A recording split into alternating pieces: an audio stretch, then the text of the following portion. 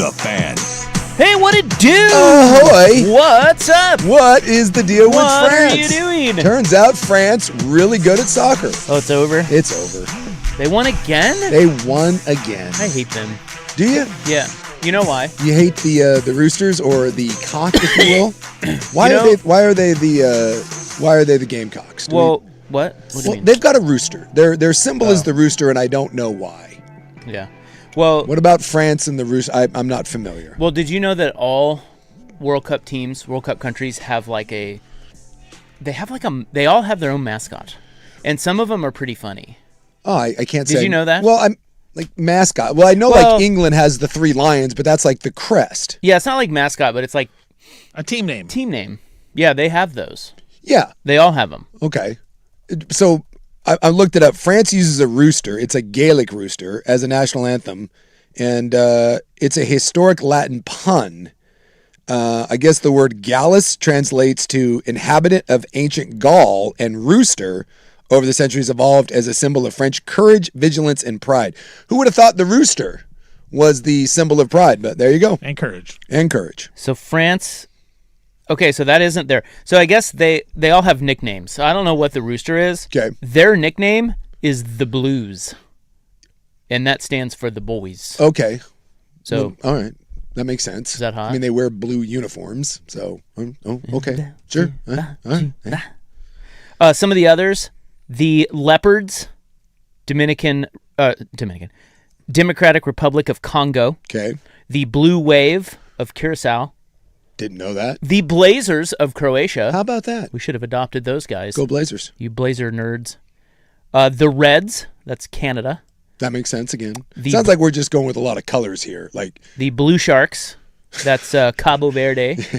I did see that because they all had the. There is one clear winner. So far, or no? I haven't said it yet. You haven't said it yet. Okay, I'm looking through. There's a lot of them. In my mind, there's one clear winner. Isn't there like one that's? Let's see. Well, Japan's the samurai blue, like the samurai. Yeah. When they wear the blue uniforms, it's the samurai blues, and that's pretty badass. That is 100%. Yeah, samurai blue, Japan. Yeah, and then like their rugby team is the cherry blossoms, which is not the most rugged thing in the world, but it's actually pretty cool. Obviously, Japan's famous for their cherry blossoms. So yeah, I know that everyone has their own little tweak. What do we do anything? Do we? Ours is the Stars and Stripes. Yeah. Okay. Okay, which is Yeah, I mean that's what we do. That makes sense because we had one uniform that was the stripes, and we had one that was the stars. I'm looking the White Wolves. Is that what you're thinking of? No, it's our friends down in Australia, the soccer kangaroos. The Roos. They're the soccer kangaroos. Soccer kangaroos. Is this why all the youth teams have to have like, when you're a little kid and you're on a team, it's not the Sharks, you're the Blue Sharks. You're never the snakes. You're like the purple snakes. Right. You have to have a green lizards. Yeah, the green lizards. So they can't just be the kangaroos. They have to be the soccer kangaroos. The soccer kangaroos. I'm all in on that. Yeah. Can we talk about Tunisia? Yeah, what's Tunisia got going on? The Eagles of Carthage. Oh, that's pretty badass. Sounds very regal. I like where that's going.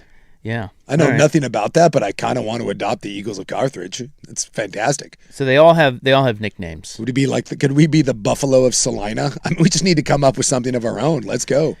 It would be probably a little limiting, seeing as how Salina is just a little town in Kansas as opposed to an entire nation. But, if you want to. Yeah, Australia, the Socceroos. Yeah. They call them. So anyway.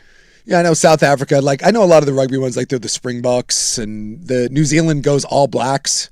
That's their thing.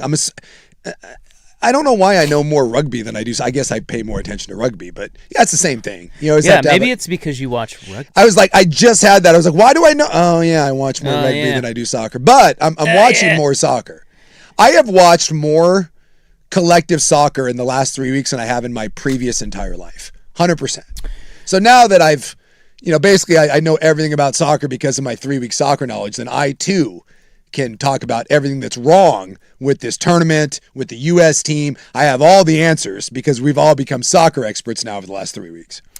So France wins. They beat those lame Moroccans. Yeah. 2-0.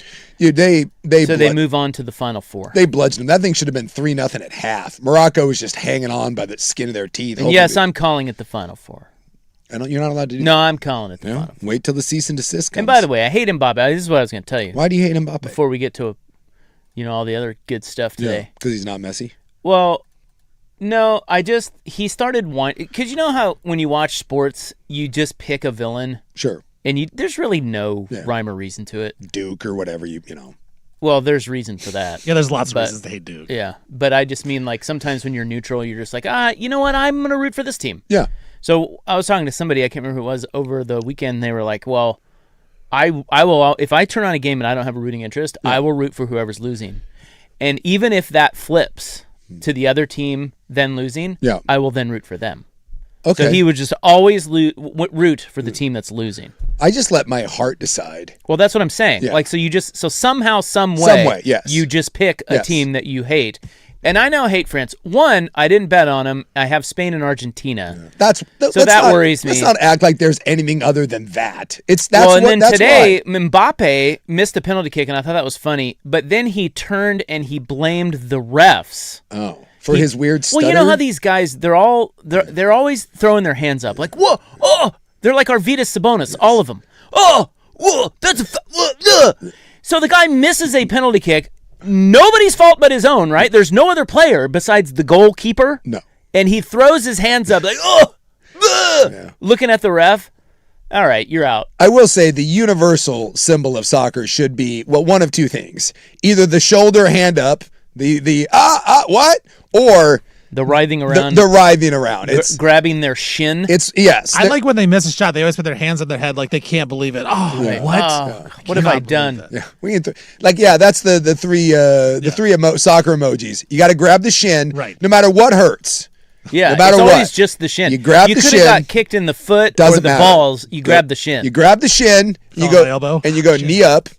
The hands in the air, like what's happening, or you're right, the disgusted hands to the head. It's one of those three. Ooh, we missed one. What do we got? Cameroon, the Indomitable Lions. Hell yeah. That's badass. Why are we just this? We need something cooler. We do need stars and stripes. We got an eagle. I mean, how come we can't? Well, what do you guys think we should be? Well, look, I'm not trying to do, because sometimes the amount of like testosterone that we try to inject into like stuff it's a bit much. You know, we're the secretary in the Department of War. Like, grow up, Pete. My God. Who's Pete? He's the Fox News guy that's now in charge of the Department of War. Yeah. Because we all need to have bigger penises, so we have to call it the Department of War. We're like, war. He looks like he drinks a lot. Oh, 100%. But this is where, if we're going to go with something, and I hate to rip off this team because I don't even like them, but if we're going to do the whole Stars and Stripe Eagles Fly thing, Auburn, War Eagle. Dude, just done and done. They got a War Eagle, for God's sakes. They're the Tigers. Call us the War Eagles? Call us the War Eagles. We go down to Auburn. We get the damn bird. I don't know what that bird's name is. Tell me that isn't badass. That we're doing the flyover. We got like the B-52. That thing flies over, some F-18s or whatever we do, some Tom Cruise crap. And then right as the land of the free, we let go of the War Eagle and then we drop a War Eagle? I mean, come on. That's cooler than our bald eagle. Which one would you rather? Oh, the American Bald Eagles or the American War Eagles? If they can be the Indomitable Lions, why can't we be the War Eagles? Unbelievable support. It is unbelievable support. Support. England should just be the horse Harry Canes. By the way, have you seen the AI generated Norway versus England clips? No. It's really good. There's like 4 of them going around. Someone just dumped it into AI. It looks great where they do Erling Haaland and all the other, because I don't know any other Norway player, but they're all in full Viking regalia, rowing to shore, and then Harry Kane is like the English king in the medieval castle, and it's the full-on, the Vikings raiding the North. Incredible.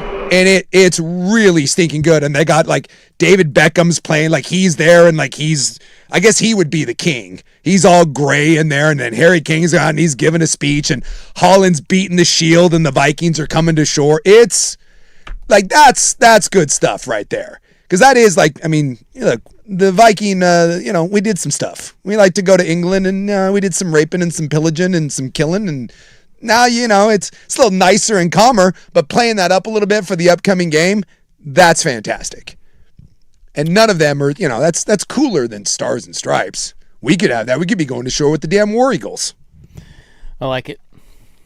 Where's Posh Spice and all of that? Is she in there? I did not see Posh Spice. But if during the break, like go to YouTube and just, I don't know, I Google. Yeah. Well, there's a funny. Like, it's really cool. Norway, right? Yes, Norway. It's Holland. Yes. Yeah. So that guy. So there's a funny meme out there, and it's their plane, but they're rowing it. Yeah. So we're having a lot of fun. Dun, dun, whoo. Yeah. With the Norwegians. Yes. Well. And Erling Holland, who America has fallen in love with. Yes. Apparently. Absolutely. And look, I'm a little biased because like my family tree is pretty much nothing but Viking heritage. You got to admit, if you're going to embrace like an old like the Vikings and the Norse culture, it's pretty cool. Like we got a pretty good one. And so it's like, lean into it a little bit. All of us probably have some form. If you're just a plain white guy, you got a little bit of Viking in you. You got a little Scandinavian. Because if you've got anything, if you got some English, you got some Irish, you got some Scottish, look, it got mixed in there. Because, they kind of had their way. So yeah, we're all just, you can kind of embrace that a little bit. And it's a great culture. Get on board. It's fun. All right. It's better than France. There is your Brad Boxberger opening prattle. We're prattling. You may have been wondering why we were in Los Angeles for the last 2 days. I don't even know what aired. Did we have a show? I think we did Best Of. Did you? Best Of, yeah. Yeah. That's always dicey, isn't it? Yeah. I mean, saying Steven trying to mine for gold. Well, and saying that we had a best of anything. Well, that's what I'm saying. Like through the vast wasteland of content. I know. That's why my favorite greatest hits was John Mellencamp, and because it's the best I could do. Yeah, right. I appreciate that he didn't call it greatest hits. He's like, it's the best I could do. That's when I started naming them. Best I could do. I see. I don't want. It's an Isaac and Sue best I could do. See, that's way better. Because I don't like it's a best of because no. And what I like about that is it sets the expectation exactly nice and low. Yes. I need that thing to be soccer shin level. That's where I'd like it. That way if you get kicked, you're getting kicked in the shin and you lay on the ground and you roll around a little bit. So it looks like you actually hurt your shin. Yes. Yeah. Yes. It looks like we're trying. And then they show the slow-mo replay and the shin was not touched. No. I will tell you though, you ever hit your shin on like a trailer hitch? That's son of a bitch. I hit my shin with my golf club from time to time. How's that feel? Terrible. Yeah. So in defense of soccer, I'm trying not to be the knuckle dragging American because I'm really starting to enjoy soccer. Incredible. And I don't want to be that guy because it bothers me that when I hear that guy now, I'm like, oh my God, if I used to be that way. Because when I hear the guy crapping on soccer, you just sound like a bitch. Like, don't be that America, guy. Woo! And I'm trying to get over the writhing thing, and it's by far the hardest part of soccer is the writhing. But then I think about, walk into a trailer hitch, hit your shin with a golf club sometime. Guess what? You're going down. But we have. Let's not act like we don't have baby athletes who are always complaining. NBA. Because we do. Yeah, we love the NBA. My God, they just, I feel like NFL guys do too. It's just that we don't. It's harder to see. Yeah. Because we can't read their they're always talking to the refs. They're always jawing. They're always barking. Well, it's the quarterbacks. Yeah. The quarterbacks are the one that are complaining. Yeah. Well, yeah, you'll see their arms. Tom Brady was always like, ugh. Mahomes, yeah.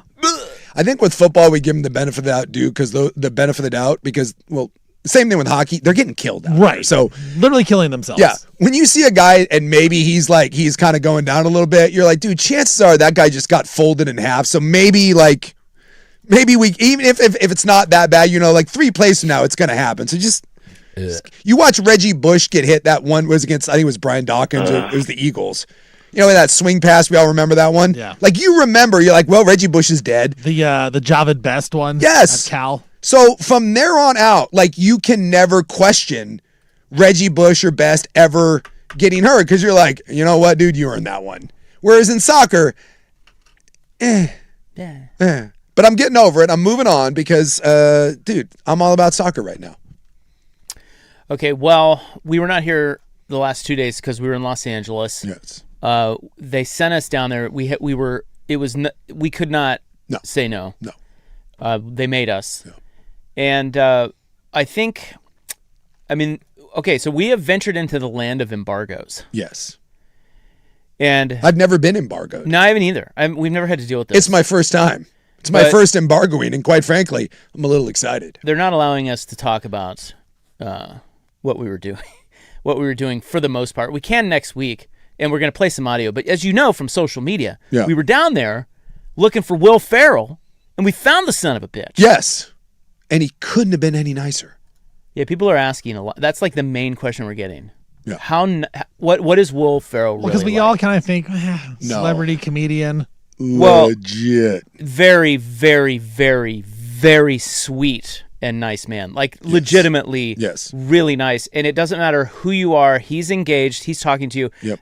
I will say that I think my read on him was, and we spent a while. Well, we had a 25-minute interview session with him. Mm-hmm. He wasn't the only one, but there were 3 of them. And then we had one-on-one time just with glasses of wine for maybe 5 minutes. And what I gather from him is he is reading you at all times and constantly, and I mean constantly trying to make you laugh. Yes. And if he can't, he will keep going.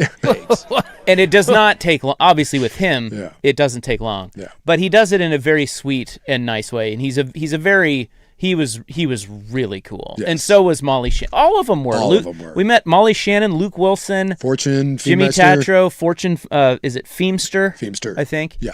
All a part of the new show that's coming out on Netflix, which it's out next week. It's called The Hawk. Yeah. And Will plays Lonnie the Hawk Hawkins.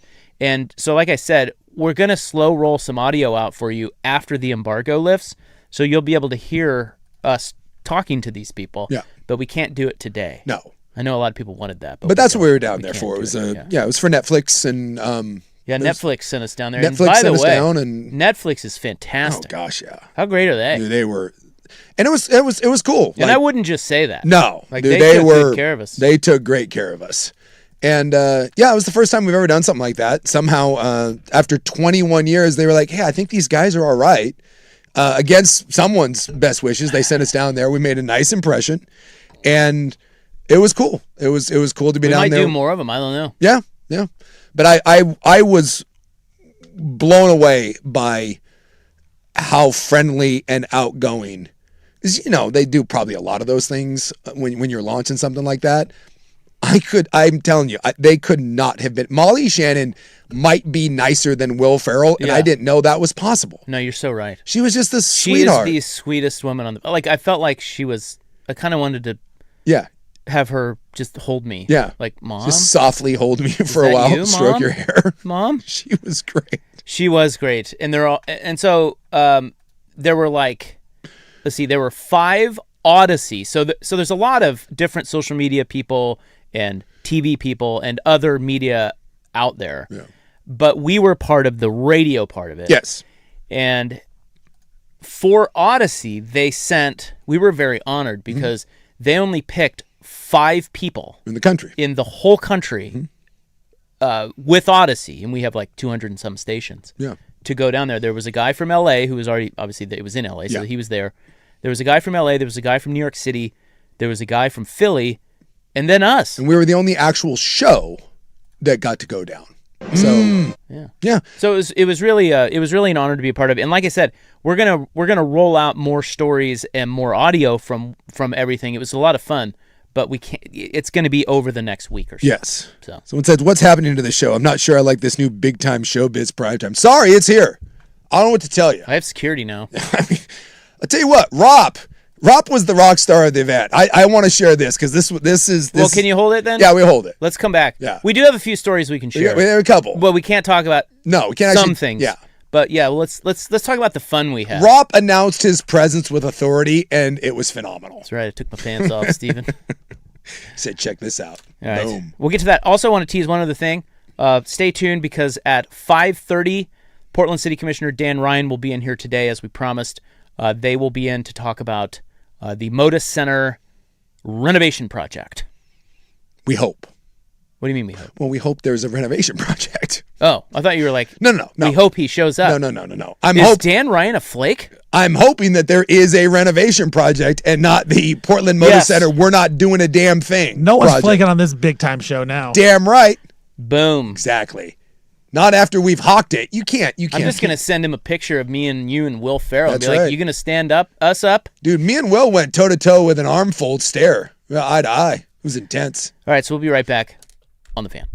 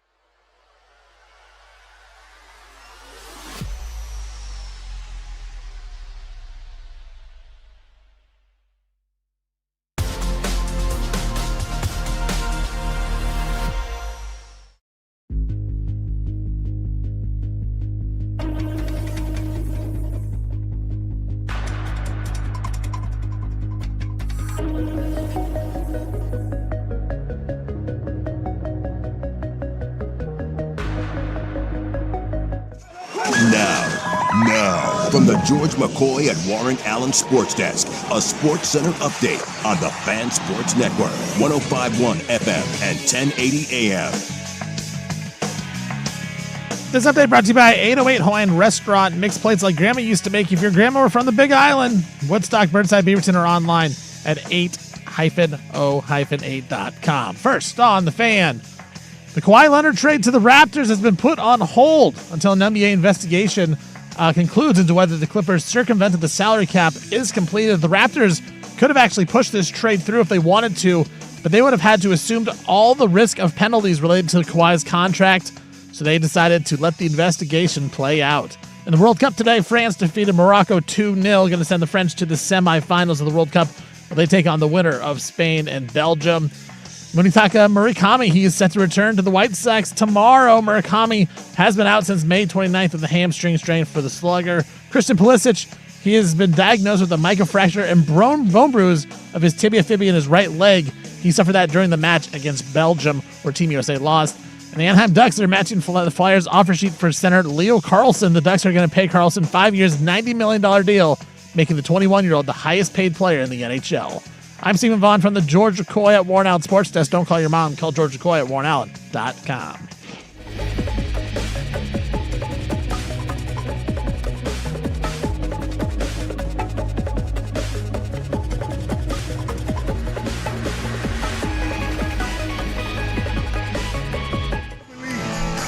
Okay, we're back from LA.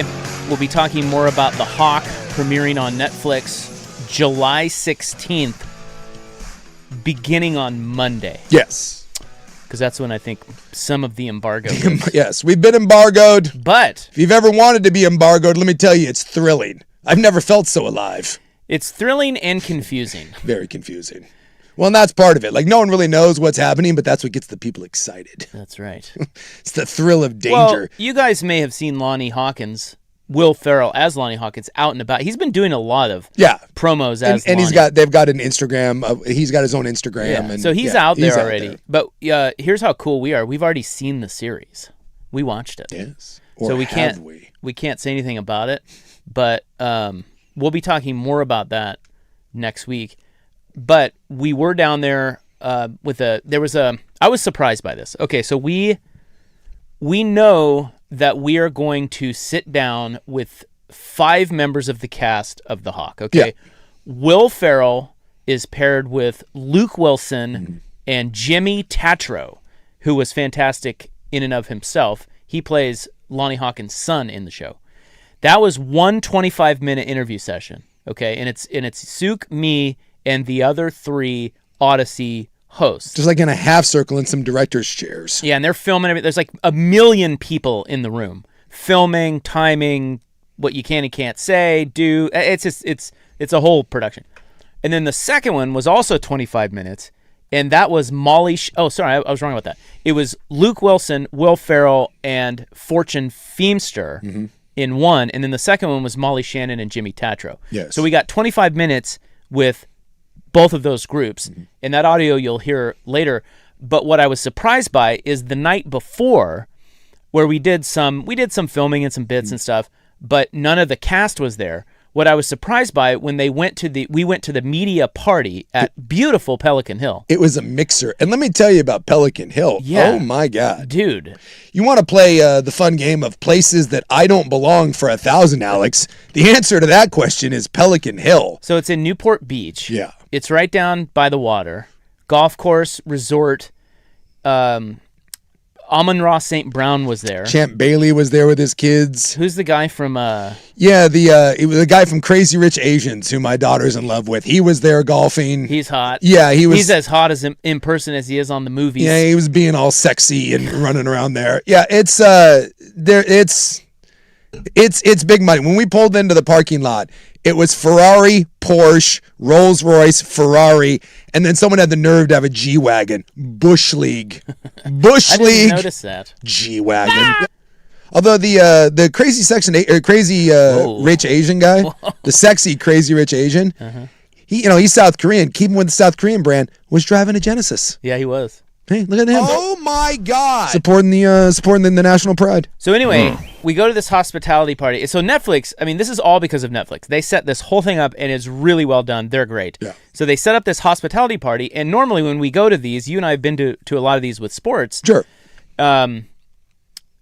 It's just media. Yeah. So they just say, hey, here's some food and drink. Yeah. Enjoy yourselves. Thanks for coming. Bit of a sausage fest usually. A bunch of dudes trying to be top dog. It's insufferable. So this was Tuesday night, and then all of our interviews and stuff were yesterday. Yeah.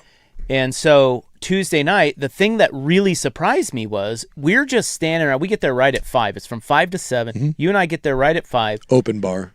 So we go to the bar, of course. Not gonna lie, too. We may have pre-gamed the open bar. Oh yeah, for a while. We were They're 4 or 5 in. alcoholics. Yeah, very devout. The bartender at our resort was phenomenal. JC. Yeah, that guy was incredible. Except he stole my phone charger. He did steal your phone charger. And I don't know.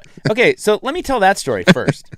So that guy was great. You'll see him on our socials. Yeah. Like I was posting on our fan Twitter, so there's some videos on there that was very hard to keep up with everything, and I can't see my screen because I'm old. And it's just I need a social media assistant. Can I also tell you the highlight of my trip was every time Rob needed to see his phone, there was a lot of damn it, and he would hold hold it way out. It's only a matter of time before you do the giant text. I know. And I'm excited for it. I think it might be today. It was a recurring bit, and let me tell you, every time it happened, it warmed my heart. It's time. I think it's time. You're right. Just get the big text. Because that's the solution. Yes. And I need to stop being so stubborn. Rob's trying to get an Uber, and he's like, I can't see it. What does that say? What's this say? So anyway, it's just very hard for me on social media. Yeah. But I did my best. So I was filming. So you'll see there's one video on there. I was filming Souk drinking, being a devout alcoholic. Yeah. And then our bartender pops into the scene. Super cool guy. And amazing bartender. Dude, yeah. That dude knew more about liquor than I know. One person who knows just as much, but other than that, dude, he's like a sommelier of liquor. The dude was like a top 2 bartender that I've ever encountered. Incredible. Yeah, the dude was the man. So anyway, except he stole Rob's charger. So I told him, I said, I'm going to send you something because I want to send him some straightaway. Yeah. I want to know what he thinks of straightaway, right? Yeah. So I said I was going to send him something. So I said, I know I'm not stalking you. Just write down your address. And he's like, ooh, that's weird. He's like, all right, but I just want you to know I have a pit bull. I'm like, okay. So he gives me his info, and I'm like, okay, I'm going to send him some stuff when I get home. And I had to charge my phone at the bar, and I gave him my charger, and he plugged it in and everything, and I forgot it when we went to the party. Yeah. And I go back there, and I asked the next bartender after we were back there that night, he was like, yeah, JC took it. I'm like, well... Hey, finders, keepers, losers, weepers, bitch. He better mail that to me. Oh, wait, he doesn't have my... Now I don't know if I want to mail him anything. Well, maybe when you send him the straightaway... He's holding it hostage. Yeah, you just write a little note. Hey, by the way... I'd like my charger back. Well, then I thought, it's like I ordered 2 of them today for $23, so it's not. Well, maybe it's his charger. But still, when you send the package, put like a bubble mailer in there with a return.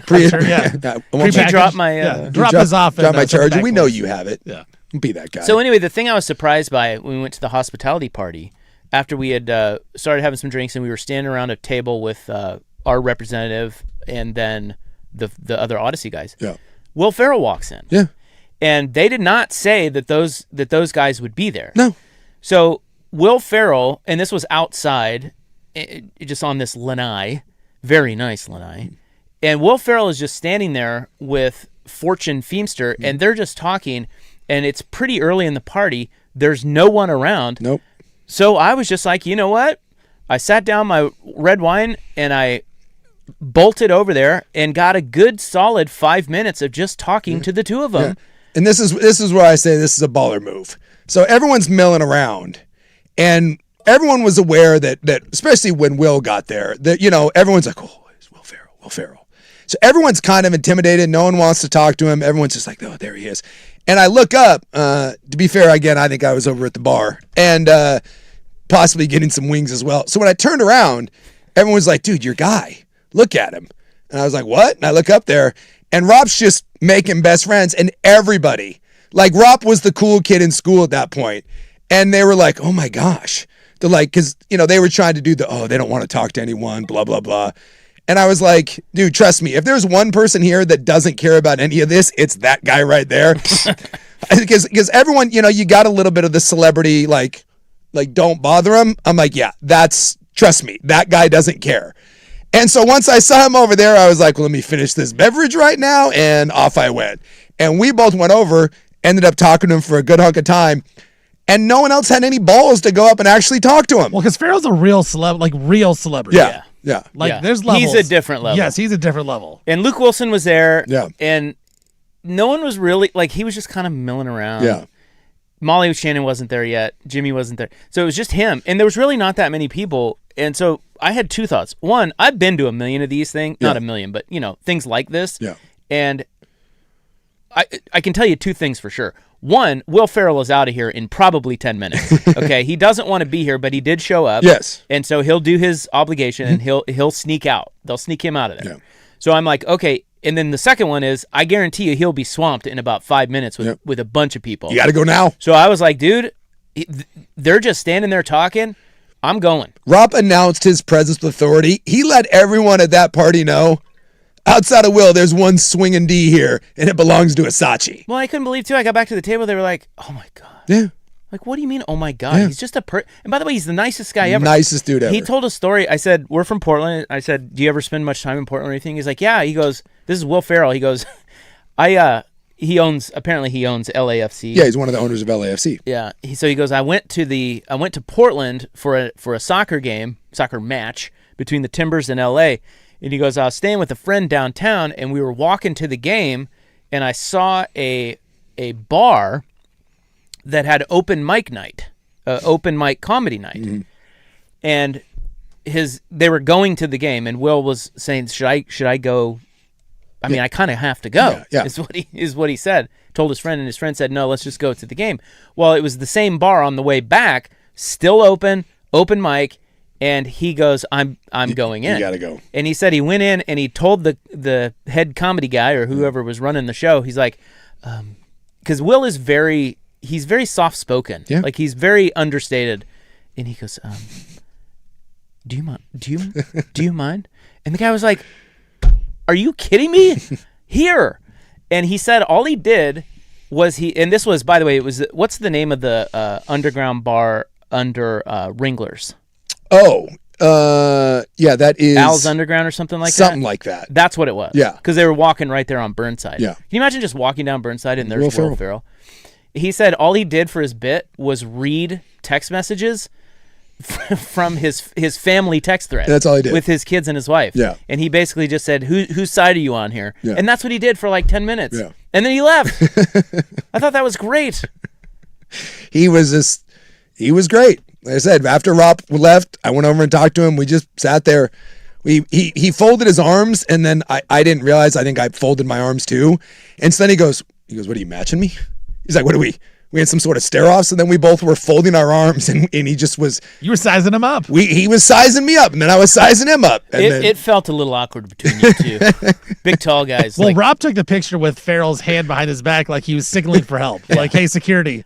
Do we think that was a signal for help? I think so. Yeah. Well, at that point, Jimmy, Did Jimmy come over there? Jimmy came over. Yeah, he was signaling. Yeah. It was the Elaine Jerry, patting the head. Hey, come over here. Those are all, by the way, if you follow us on the fan Twitter, those pictures are on there. But it was a good time. Yeah. Will's great. Yeah. And we're now big time, so we may or may not be here tomorrow. I don't know. I don't know. You don't know what we're doing. We'll go to Vegas or something. I'm going to go back to Pelican Hill. And we got to play Pelican Hill. Well, 8 holes of it. We played 8 holes, Steven. What do you think about 8 that? holes. That doesn't seem like a lot. That seems cool. It was the right amount. It's the best we could do. All right. Yeah. Well, it was before we had to fly out. Yeah. We had to catch a flight. But they let us play. They were very nice. Yeah. So it was a very cool experience. So, we just told them we were with Will Ferrell. Yeah, that's the key. We're friends with Will Ferrell friend now. With Will Ferrell. Have you not seen this awkward photo of the two of us? Trust me, we got this. Yeah. So over the next couple weeks, we'll be rolling some content and let you guys know about Will's new show, The Hawk. The Hawk. Lonnie Hawk. And we got some visors. We got some Hawk visors. Yeah. I'm gonna be rocking that. Yeah. You just wait. Well, the visor doesn't really work for bald people. I think it's a little weird. It kind of defeats the purpose of the hat. But all right, there's your Frank Gay services for the day. Should we get into some scoops? Let's do it. Someone's saying you should get some readers. We want Rob to get the readers that break apart. I have readers. No, but I want the ones that go around your neck, but then they come apart. With the little chain? Yes. Oh, my God. Yes. I want you to be full old man. Dude, I'd rock those because I will say, well, I shouldn't do this now because there's a whole thing. Yeah. But just quickly, for those of you that are old and are losing your eyesight, you know it's a pain in the ass to carry glasses around. Yeah. Like, I don't want to have readers in my pocket. Go around the neck. Do it. Because I also have sunglasses, which are more important than readers. So then I got to swap them out. And this is why people use transition lenses right here. This is why. Yeah. But I refuse. I'm not doing that. Just... And so I'm still in denial of readers. However, I will say if there's one problem in America, in the world, one problem, it is that businesses don't offer enough readers. I think readers should just be on the table. Be everywhere. Everywhere. Like if I'm at a restaurant readers. And I'm trying to read the menu, there should be a canister of readers sitting right there. I'm just excited about the day that I catch Rob with the giant font on his phone, and I will photograph it and tweet it. One of these days, it's happening. It's going to be amazing. You're not catching my phone. It's just... I got one of those block screen things. Look at him right now. Yeah, And he's wearing glass. I'm telling you. Watching him struggle to read his phone all weekend. Coming soon. You know what the problem will be? I don't know how to set it that way. Yeah.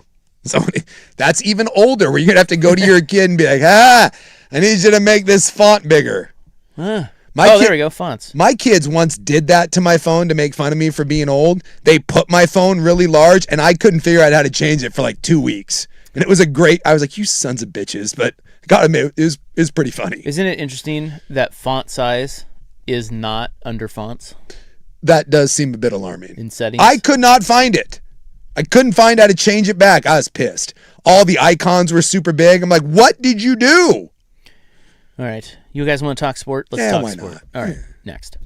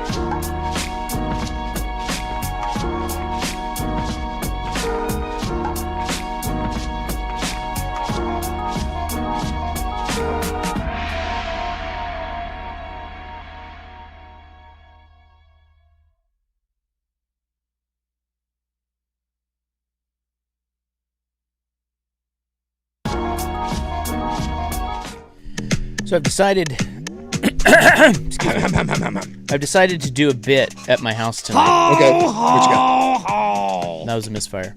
Well, I'm not saying this for accolades, okay? Okay, but you're kind of flexing. No, I'm not. I'm just telling you what I'm going to do tonight. It feels like you're about to flex. Today is my birthday. And tonight, when I go home, the kids are going to be there. My olds are going to be there. Mm-hmm. We are going to have a ceremonial. Hand the phone to the kids and have them increase my font. Yes. On my 51st birthday. Yes. It is time. You know what? It's time. And honestly, I tried. I can't find where it is on my phone, much like you couldn't. I couldn't do it. And so I got to hand it to the kid. Yeah. He'll find it. She'll find it. One of them will find it. Yeah. And we will ceremoniously increase the font. I am tickled. Thank you. Now the question becomes, how big are we going on the font? We're gonna have to. We'll see. I don't know. Yeah. I hope he just goes full meal deal, and then even if it's too big, won't change it back. I don't need it that bad. But I still think knowing Meat, I think he's going to crank it up a few extra notches. Well, I'll hold a press conference after. Yes. And post the audio for you so we can walk you through it. More importantly, happy birthday, you old sack of S. 51 years old. So old. Yeah. You just wait, fella. You don't look a day over 50. Those are the best. We're old. Yeah. We're all old. Yep. At least I can see my phone. Can you? Yeah. Close enough. Close enough. I think we should compare and see if my font's smaller than yours, because I think mine might be. I just have whatever standard font comes on the phone. I will tell you where I struggle is the watching TV from the couch. I cannot see the guide. Oh, so we just have different. You're like, what do they call it? Nearsightedness? Yeah, I struggle. Yeah, I struggle to see. So if I'm on the couch, I cannot read. Yeah, see, me, I'm fine. Yeah. Far away. Yeah. It's up close. And don't worry, that's why I need the reader. I just refuse to wear glasses, so they're a pain in the ass. It doesn't work. So this is what I'm saying. Like glasses, I will just squint my way through life. I'll be fine. Glasses are really a pain to just keep track of. Yes. Which is why the world needs readers at every turn. I have a pair of glasses in pretty much every room and every drawer in my house because I don't want to drag them all around. Dude, just be old and wear the snap-arounds. My God, just do it. You get them. I tell you what, we might have to go and stick together. I'll go buy you a pair, bro. You guys present those. Yeah, I'll wear them. Done and done on the show. Done and done for the show. I'd actually be really nice for the show. I think I'd go get a pair at Walgreens for about $7. I think. Hey, happy birthday, by the way. Don't thanks. Don't splurge for me. Okay. You know what? That's a lot of money. $7. Tell you what, we're not going to Walgreens. I'm going to Target tonight. Ooh. I'm going to Target. High quality. We're gonna step it up a notch. I may even go to Costco to get them for you. You know what? I think they sell them at New Seasons. When I go to, because the fancy ones. Well, the olds love the New Season. So when I'm at the Hot Bar, and when you're going to check out, they have like a right over by where you check out. They've got like a miscellaneous section, and I think it's just for the olds. Because there's like Centrum Silver. Like apparently you can grab some old people vitamins on the way out, and I do believe they have those snap away readers. And if New Season's selling it, it's old people approved. Okay, I'm going to need, just so you guys know, 1.5s to maybe 2s. Okay, see what we can do. Because there's a range. There's a scale. There's a range. All right, well now we blew another one. Yeah, it's over. We just powered through an hour without telling you anything. Well, dude, have you seen outside of the World Cup, what the hell's going on? You want to talk Summer League? Is that what you want to do? Are the Blazers playing? You want to talk about Youngblood? They play tomorrow. DeBansa and Darren Peterson play each other tonight. Hey, Peterson's actually pretty good so far. He played in that, whatever that California showcase crap is. I'm telling you, I think Peterson's going to be the best player from this draft. He's going to be awesome in the pros. Yeah, I looked at the Blazers roster. Who we got? Outside of the white flag. Wait, who do you have? I mean, yeah. You didn't want to come on board? No. Oh, what? Then me and Stevie Blazer over here. I don't know, dude. We got some dude named Youngblood, and we got the big white flag. Outside of that, it's literally a bunch of people. I have no idea who the hell they are. Well, they didn't have a draft pick this year. No, so they don't have any actual rookies they want. So, is there anybody on the team that we really are interested in watching? No, the white flag. Yeah, I mean, I guess, Young Hansen, if you want to watch. Bit of a stretch. So no. What else is there? That's the only reason to watch this. Well, but what I'm saying is that really a reason? Well, I don't know. I mean, obviously, there's nothing else. I'll tell you what, if he can't go down to Summer League and not like suck, if he's not the best player in Summer League, then yeah, it's probably time to panic.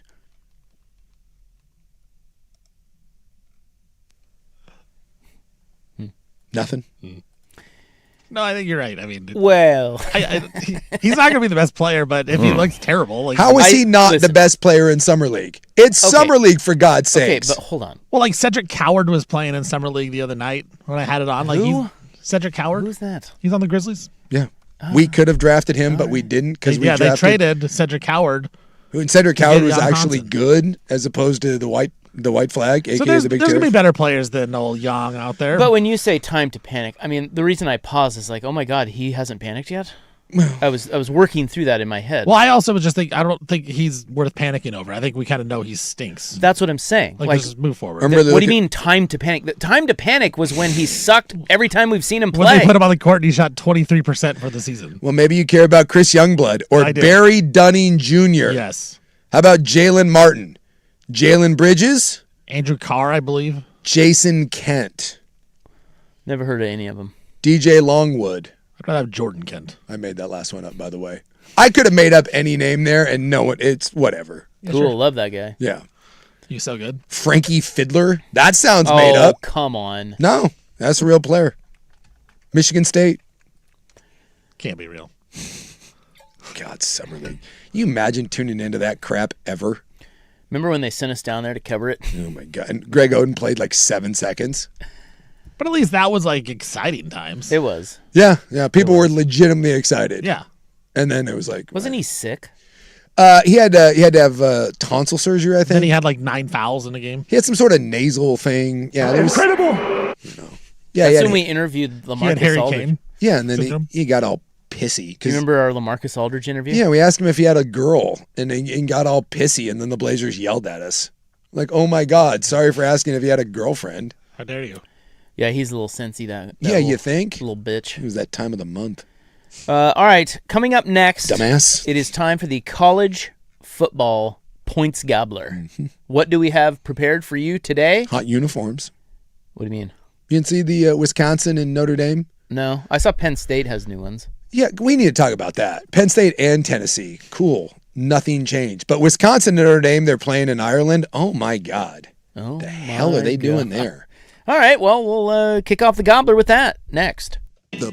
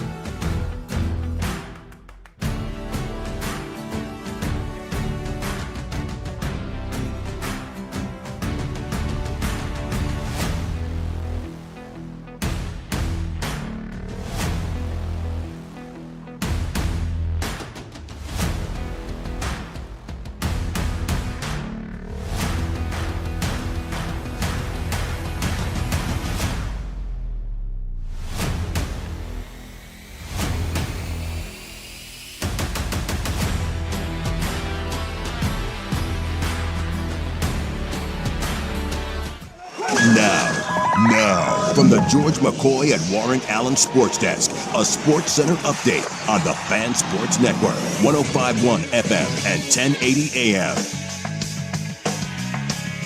First on the Fan, the Kawhi Leonard trade to the Toronto Raptors has been put on hold until an NBA investigation into whether the Clippers circumvented the salary cap is completed. The Raptors, they had the opportunity to have that deal pushed through, but in the deal, the Raptors would have to take ownership of and assume all risk of penalties related to the Kawhi contract that could have theoretically resulted from the ongoing investigations. The Raptors decided to put it on hold and let the investigation play out. In the World Cup today, France defeated Morocco 2-0. Going to send the French to the semifinals of the World Cup, where they'll take on the winner of the Spain-Belgium match. With the NCAA tournament field being expanded to 76 teams next year, the NCAA announced today that Dayton and now Wichita will be hosting the opening round games. Team USA's Christian Pulisic, he has been diagnosed with a microfracture and bone bruise of his tibia fibia in his right leg. He suffered that injury during the loss to Belgium. And the Anaheim Ducks, they're matching the Flyers' offer sheet for center Leo Carlsson. Ducks will now pay Carlsson 5 years, $90 million deal, which will make the 21-year-old the highest paid player in the NHL. I'm Stephen Vaughn from the George McCoy at Warren Allen Sports Desk. Don't call your mom. Call George McCoy at warrenallen.com.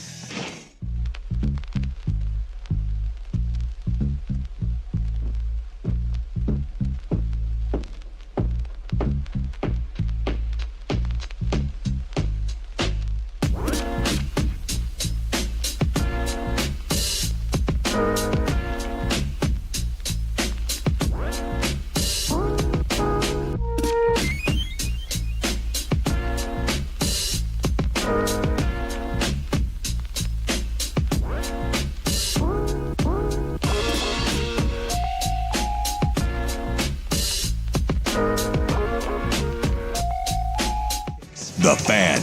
Here he is, having the time of his life. All right, welcome back. We try to cover college football on a daily basis for you. And we do that every day at 4 with the College Football Points Gobbler. And you have once again reached the College Football Points Gobbler. Yes, it happens every damn day. Yeah, and forcing us to actually say something about sports for the first time in today's show. I know, right? So, well, I mean, yes, we talked like fantasy, not fantasy, but like fake golf. Yeah, I guess. Yeah, I mean, loosely. Yeah. Anyway. What? For the gob, some hot uniform talk. Yeah. I saw Penn State's new unis, and I have They're exactly the same as the old unis? I think there needs to be a new rule. Talk to me. Besides businesses putting out more readers for people. Which, by the way, I like that. Like, I like the idea of just a cup, like a Yahtzee cup, and then, just have a bunch of readers. Yeah, a bunch of readers. Now, of course, people will steal them.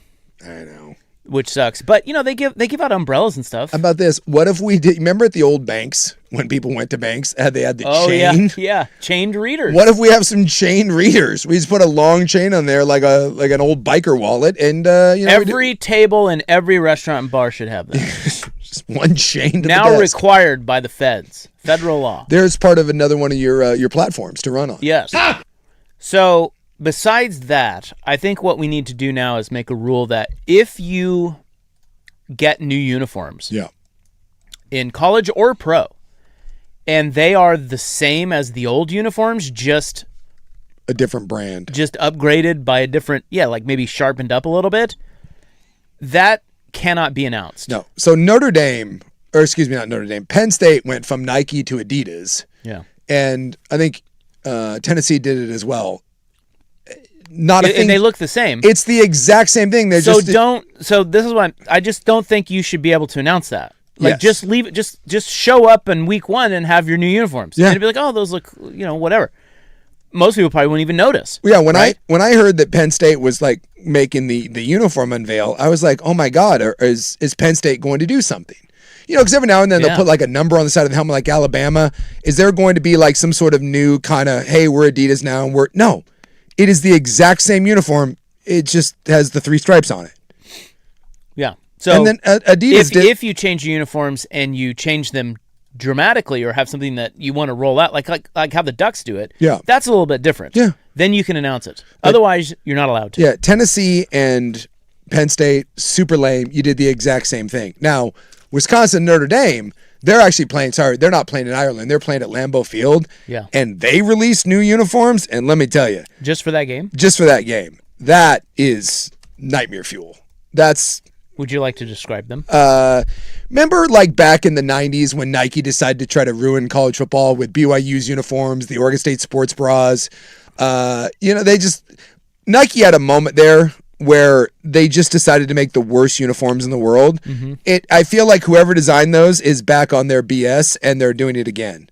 Like the Wisconsin uniforms are horrific. Let's see here. Oh, I gotta watch these stupid promo videos. Why is that? Well, I don't know, because that's how they're unveiling it. Well, they're all red, and there's like some sort of silver thing mixed in there. It just, I don't know. It's like something out of the future, and it looks horrific. And then Notre Dame's aren't any better. Oh. You would think that for it's like Under Armour. You would think that for a cool like game like that, Lambeau Field, that you would actually take the time to come up with something. And no wonder. Yeah, what would you do? Like if you're Notre Dame in Wisconsin, you're playing at Lambeau. Yeah. And you want to do a special uniform for it. What would you do? Well, I could see, like, because you're playing at Lambeau, and Lambeau's like the oldest football stadium, maybe do some sort of throwback thing, like where, Illinois at one point, remember when they did theirs, they made the old helmets look like old leather helmets. Ooh. Or, where you wear kind of the brown pants, kind of those tan that kind of look like the old school football pants. Maybe some sort of throwback that looks like it's something from the 50s or 60s, but in a kind of a retro cool style. Not, hey, these are from the future when everything looks like hell. This is like if Buck Rogers came back and was playing football at Lambeau, this is what he would wear. Am I crazy to want in the biggest of matchups like the normal jerseys that teams wear? Yeah, I mean, people like their classic jerseys. Yeah, but in the biggest of matchups, people want to sell stuff, and so it's like these one-offs. But like when Notre Dame used to play like big games, they would wear the greens, like right. and that's cool. They'd be like, hey, we're gonna put a little dash of something. Here's a cool green uniform that we break out once in a while. Whatever this thing is, those Wisconsin ones are bad. They're awful. They look like, they basically just look like NC State or Louisville. Yeah. So it's just all red. Doesn't even look like Wisconsin. And then Notre Dame, They're the Shamrock series. Yeah, I don't know. And Notre Dame's been butchering things for years because it's Under Armour. No offense if we have anyone that works in Under Armour, but when's the last time Under Armour did anything that was cool? No, wait. That anyone liked? You think Notre Dame's been butchering things for years? I kind of like their look. No. When they do these one-offs, they're almost always awful. The Notre Dame look is some of the best in football. It's classic. But whenever they do these one-offs, God, they just always screw it up. And again, when's the last time Under Armour did something? No one buys your crap. Steph Curry doesn't want anything to do with you anymore. Anyone buying those Jordan Spieth shoes? Like, no one likes Under Armour. There's a reason why that thing's shutting down left and right. They shut down the Portland office. By the way, that's not going to help you. Everything you make sucks. Like, you had to rely on The Rock to try to move product. Here's the thing. Stop spending money on The Rock and make something that looks halfway decent, and maybe someone would buy it. Ugh. I got to tell you, I don't hate the Notre Dame ones. I don't think those are bad. The Wisconsin ones are terrible. They're awful. But the Notre Dame ones, I don't know. It's maybe you could, if you're Notre Dame, could you pay homage to the Packers? Yeah. Could you do something like something that? like that. Get some yellow and green in there or something? Again, something. Do come up with something creative and not this. Now, I will say, to be fair to Under Armour, the only good thing they ever do, they do a nice job with the Army Navy uniforms, because Army is Nike and Under Armour does Navy, and they do cool one-offs for that every year. That's the last good thing that Under Armour does. All right, well, I don't know if we sound 1,000 years old. Bottom line, they're ass. Probably do, but... Yeah. But that's the thing, I don't think the kids like those. I don't think anyone likes those. Kind of are. Except now we've got the Culver's patch on the Wisconsin uniforms, which are kind of fun. The what? It's a restaurant. It's a Culver's. It's a fast food place in Wisconsin. Yeah. All right. Well, I never mind like I'm watching the Mariners game right here. They have Conoco on their right sleeve. Yeah. Are you going to be mad when Kansas has the Monster Energy on their jerseys? They actually sold a new one. Was it Monster? Monster is all part of the Big 12 All now. the Big 12. Oh, it is? That's they sold. It's the Monster Big 12 football Well, conference. listen, I have never griped about patches on jerseys. It does not bother me in the least. Yeah. But I know a lot of people don't like it. Whatever. I did read that Kansas sold one, and I forget the name of the company. And I was looking at it going, ooh, that's ugly. But then I read how much money they got for it. Yeah. I'm like, perfect. We need that. Well, that's the thing. You must have missed this then. The Big 12 got schnookered. So they're having their media days right now, and Brett Yormark came out and said that they were working on this deal for like a year. And so Monster is now the sponsor of the Big 12. It's no longer the Big 12. It's the Monster Big 12 Energy? It's the Big 12 conference brought to you by Monster and Energy. that'll be drink. for men's basketball, women's basketball, and football. Everything. So it sounds like the It'll be on the fields. yes, it's on everywhere. jerseys. Oh, God. So everywhere. it sounds like No, they're calling it Monster Energy Big 12 football. okay. Yeah. The Monster logo is going to be intertwined, it sounds like, with the Big 12 logo. And you would think something like this, when I saw this originally, I was like, God, like, this had to just be worth so much money. It is not. How much was it? Dude, it's like, I want to say it's like $1.8-2 million per school. It is peanuts. Yeah, I saw Washington State is getting more for their jersey Yes. sponsorship than the Big 12 schools are for Monster. Washington State struck a better deal with one of the Confederated Tribes. Yeah. Yeah, they make more money than every Big 12 school will with the Monster deal. UNLV has a sponsorship deal on their jersey that's worth more than the Big 12. The Big 12 gave away the naming rights to their conference for basically a case of White Monster energy drinks and like 7 cents. Hey, as a fan of Monster energy drinks, though, I'm I'll psyched tell you for right Big now. 12. I got one right now. There's nothing better than a nice crisp White Monster energy. It's the non-coffee drinkers like Starbucks. Dude. But the fact that you spent a year negotiating a deal that literally is the worst branding deal in Horrible. the history of college football, you look like a bunch of asses. And I think I saw where the logo on the jerseys is going to be like the green M for the Monster, Yes. and they're not going to change the colors No, at all. So it's it going to will be green. It'll look really which is terrible weird with because some Monster, jerseys. yeah, Monster comes in every flavor Yeah, known I to got man. an orange one right here. So you could have changed the M to match the logo of all the different schools. It's tremendous support, though. I'll tell you right now. Unbelievable support. Monster comes to me. I'll sponsor. I will sponsor Monster right Okay, now on this bring it program. here. Let's go. So it's a $20 million per year deal. Yeah. For Monster. Split up amongst all the teams. Split up amongst 8 or 9 schools. I guess 9 because Gonzaga. Yeah. No. Gonzaga. This is Big 12, not Pac-12. Oh, is the yeah. Big 12, yeah. yeah. What am I talking about? Yeah. So there's 10 of them, right? Yes. Didn't we just talk yes, about this? there's Yes. 10 in the Big 12. Yeah. So Yeah. so it's 2 million. right? 2 million. They take 2 minutes school. Is that right? Yeah. Let's look this up. Googling. Here, it'd be more fun if we just try to name them. Name them. 16. We're What? way off. Yeah, way out. We were 16. really close. No, there's 16. There's almost.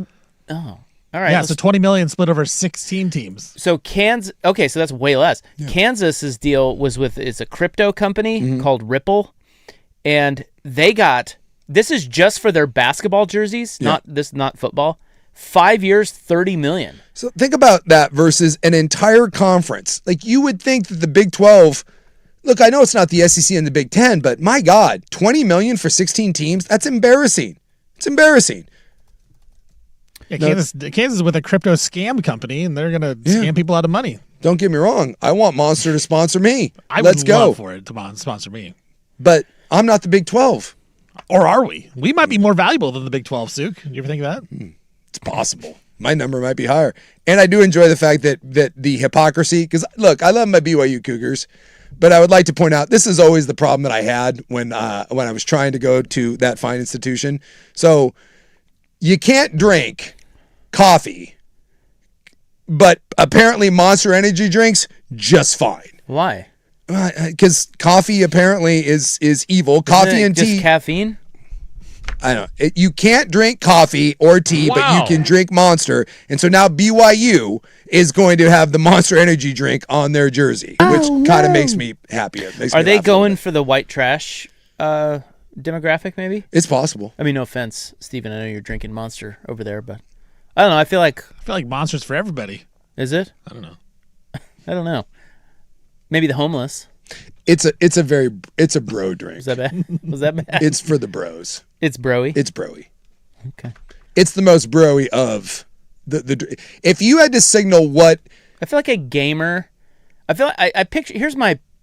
Okay, if they say, Rob, you're going to do a Monster Energy ad. Yeah. Okay. You need to come up with the prototypical Monster Energy representative in this ad. Mm-hmm. I picture a 23-year-old gamer dork with a spoiler on the back of his piece of crap Honda Accord and maybe like underneath lights on his car. I just Googled who drinks Monster energy drinks, primarily consumed by teenagers, young adults, and gamers. There you go. See, I'm thinking producers. See, I understand where you're going with that. I'm thinking more of big truck, motocross guy, white sunglasses. See, I think that's a different energy drink, though. No, dude, I'm telling you, man. The Monster Energy drink is he's wearing there's a big truck. There's white wraparound Oakleys. His hat's definitely backwards. Bro. He's got like an Alpine Stars kind of logo thing happening, maybe some Crocs. He's the guy that still listens to Limp Bizkit, and he's waiting for that to come back. That's Monster Energy. Back. They have a new album. That's Monster Energy drink guy. 100%. I was gonna say there's a little bit of Steven in that. Well, it's for mid to late 30s. Is it? I don't know. Look, that's me. I don't know. I'll slam a white Monster all day. Dude, they're delicious. Those things are delightful. I've never had one. This according to Vice, this is what your energy drink says about you. Ooh, yeah.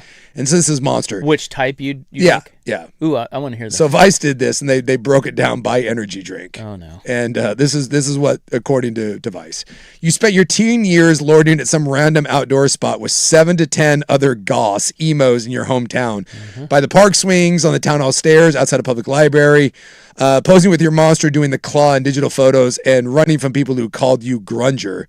Now, age 27, you pretty much do the same thing in a pub / someone's flat, minus the pics. If you're a guy, you have a neck beard, you play the drums in a band called something like Crucifixion.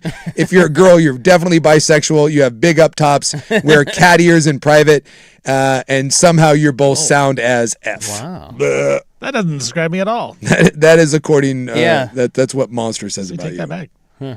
That's not me. Because you got your big ones. You got your Red Bull. You got your Monster. You got What your does C4. it say for Red Bull? Let's see what Red Bull. I'm guessing Red Bull is like the extreme sports guy. Because you ordered a Red Bull when we were in LA. I needed caffeine, and that's the one. Like if you're at a bar and you want to, like they'll have a Red Bull. Right. The classic Red Bull drinker is hard to pinpoint because it's the standard of energy drinks. It's the one pounded by girls on nights out with vodka before getting into fights on the dance floor. It's also the one that RuPaul Drag Race queens neck in the workroom before having to make an entire executive look out of old tents. It's the one sipped by city boys with booming voices and AirPods who always just need to hop on a call. Thing about Red Bull drinkers, though, it is despite their persuasiveness, no one wants to be seen as a Red Bull drinker. It's embarrassing, like admitting you come from Penge or have carpal tunnel syndrome. The Red Bull drinkers are everywhere amongst us, everywhere, but no one knows exactly who they are. Huh. Okay. But Red Bull is the OG. Always got to hop on a call guy. Always got That's up on it. That's Yeah. a good one. Well, the big one now is Celsius. That's the big energy drink Yeah, now. yeah, that's the popular one. Well, what about, is Liquid Death just water? That's just water. Okay. Yeah, it's like a seltzer water. Yeah. What does that say about someone? You Can't just drink regular water. You have to have Liquid Death. Boy, nothing. If you are a Liquid Death drinker, you are an advertiser's wet dream. Because if you are willing to buy Liquid Death, advertising and packaging, you can be sold anything. Well, flavored water is way better than just regular water. Sometimes their water is just regular water. Is it? Right. Yeah. Did you say regular water? Regular water. I actually have bought Liquid Death one time, and I didn't know what it was, and it was literally just regular water. And I'm like, what? Why am I doing this? Yeah. What's this? Why did you do that? I don't remember. I think it was the only thing they had, maybe, or something. I don't remember. See, but Red Bull was the original extreme Splurging. sport drink too. Right. Like back in the day when you were part of the metal militia, when you were one of those, you're like a Brian Deegan guy. That was the Red Bull started. Like that, they started. The X Games doesn't exist without Code Red, Mountain Dew, and Red Bull. Yeah, see, Code Red was the original. Mountain Dew and then Code Red. Yeah. Those are the OGs. Yeah. Maybe I need to stop drinking Monsters now. Jeez. If you've ever tried Feel to bad flip a about myself. snowmobile, you've drinking. Yeah, we've pretty much torn your Monster energy drinking down. Dude, monsters are great. Don't let them fool you. I feel sad now. Nothing wrong with a monster. Yeah, let's lift him back up. Steven, I'm going to bring you a white monster tomorrow on coming. I'm We're fine. going to crush some white monsters tomorrow during the show, and then we'll bro hug. Sounded like our last listen to some producer. lit. I'm fine. Oh, I guarantee Schultze drinks some Monster. Well, no, Guarantee. he drinks the Dutch Bros. I know, but I bet you Schultze those has are a good, too. Monster. All right, there is your college football points gobbler that somehow turned into energy drink. Well, it's now the Big 12. Oh yeah, Monster Energy Big 12 football. And you know what? I am going to commit to saying it that way on this program. Thank you. As we talk about Big 12 football and basketball That's courage. throughout the fall. Well, we are now. Thank you. I mean, you being a proud Kansas guy, me BYU, we're part of the Monster family. You guys are part of the monster. I'm going to bring, and you know what, guys? Tomorrow, Monsters on me all around. Thanks. We're going to pop Rob's Monster Cherry tomorrow. Yeah, bring them with my new Breakaways. readers. Yeah. What flavor do you want? I don't know, what flavors do they have? Everything. Literally millions. Every flavor on earth. Wow. Any flavor you can think of, I can find you a Monster. I will have avocado. Would you like a coffee one? They have coffee flavored. No. You know what? You're getting a white I one. would like avocado. Well, now you're just being difficult. Why? You said every flavor. They have millions of flavors. Any flavor that is in liquid form. No one makes liquid avocado flavor. Maybe they should. You can get mango. You can get pineapple. You can get cherry. You can get green, which no one knows what it is, but it's green. It's the original. They have guava. Yeah, you can get guava. Would you like a guava? I'll take a guava. Done and done. Steven, we're taking Monster orders. I'll get an orange one. All right. Give me the orange. Now, what are the odds that you actually remember this? 100%. 100. 100%. I don't know if I buy that. I buy it. Put your money down. I'm not paying for a monster. No, no, You're no, We're paying for the betting. monster. I'll we're- take he remembers. Well, I'm not going to bet it. There will be a monster in front Very of each one of skeptical, us. The Big 12, it will now be the Big 12 and primetime presented by Monster Energy Drinks.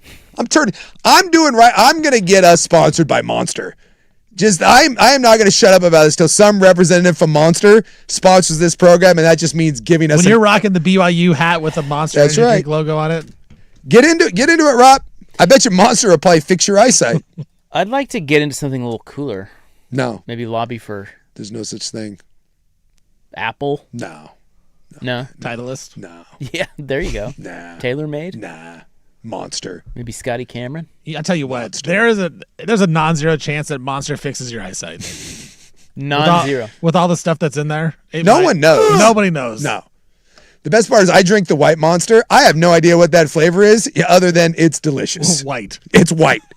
I'm consuming white all the time, and I can. Well, it's like purple. Purple has Yeah. a flavor. Yeah, white does not. It's just what flavor? I don't know, dude. It's just white, but it's Isn't fantastic. it purple grape? Yeah, purple's great. Okay, that's enough. My God. Coming up next, it is time for In the News. Today, we have another doo-doo strain on the fan.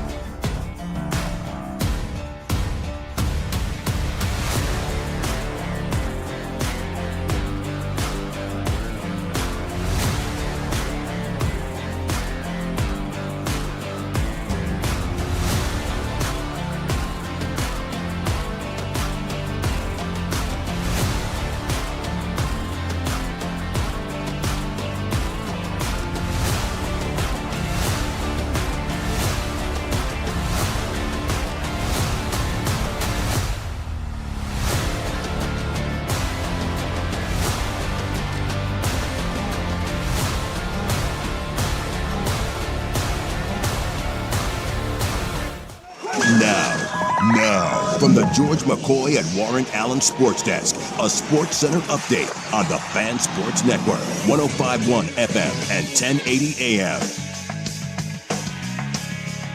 First on the Fan, World Cup action going on today in the quarterfinals. France defeated Morocco 2-0. Going to send the French to the semifinals of the World Cup, where they will now take on the winner of the Spain-Belgium matchup. Christian Pulisic of Team USA, he had been diagnosed with a microfracture and a bone bruise of his tibia and fibula in his right leg. He apparently suffered that injury during the loss to Belgium. With the NCAA tournament field and basketball expanded to 76 teams next year, the NCAA announced today that Dayton and now Wichita will be the two hosts of the opening round games. And the Anaheim Mighty Ducks, they're matching the Flyers offer sheet for center Leo Carlson. Ducks will now pay Carlson a 5-year, $90 million deal, which will make the 21-year-old the highest paid player in the NHL on average salary. I'm Stephen Vaughn from the George McCoy at Warren Allen Sports Desk. Don't call your mom, call George McCoy at warrenallen.com.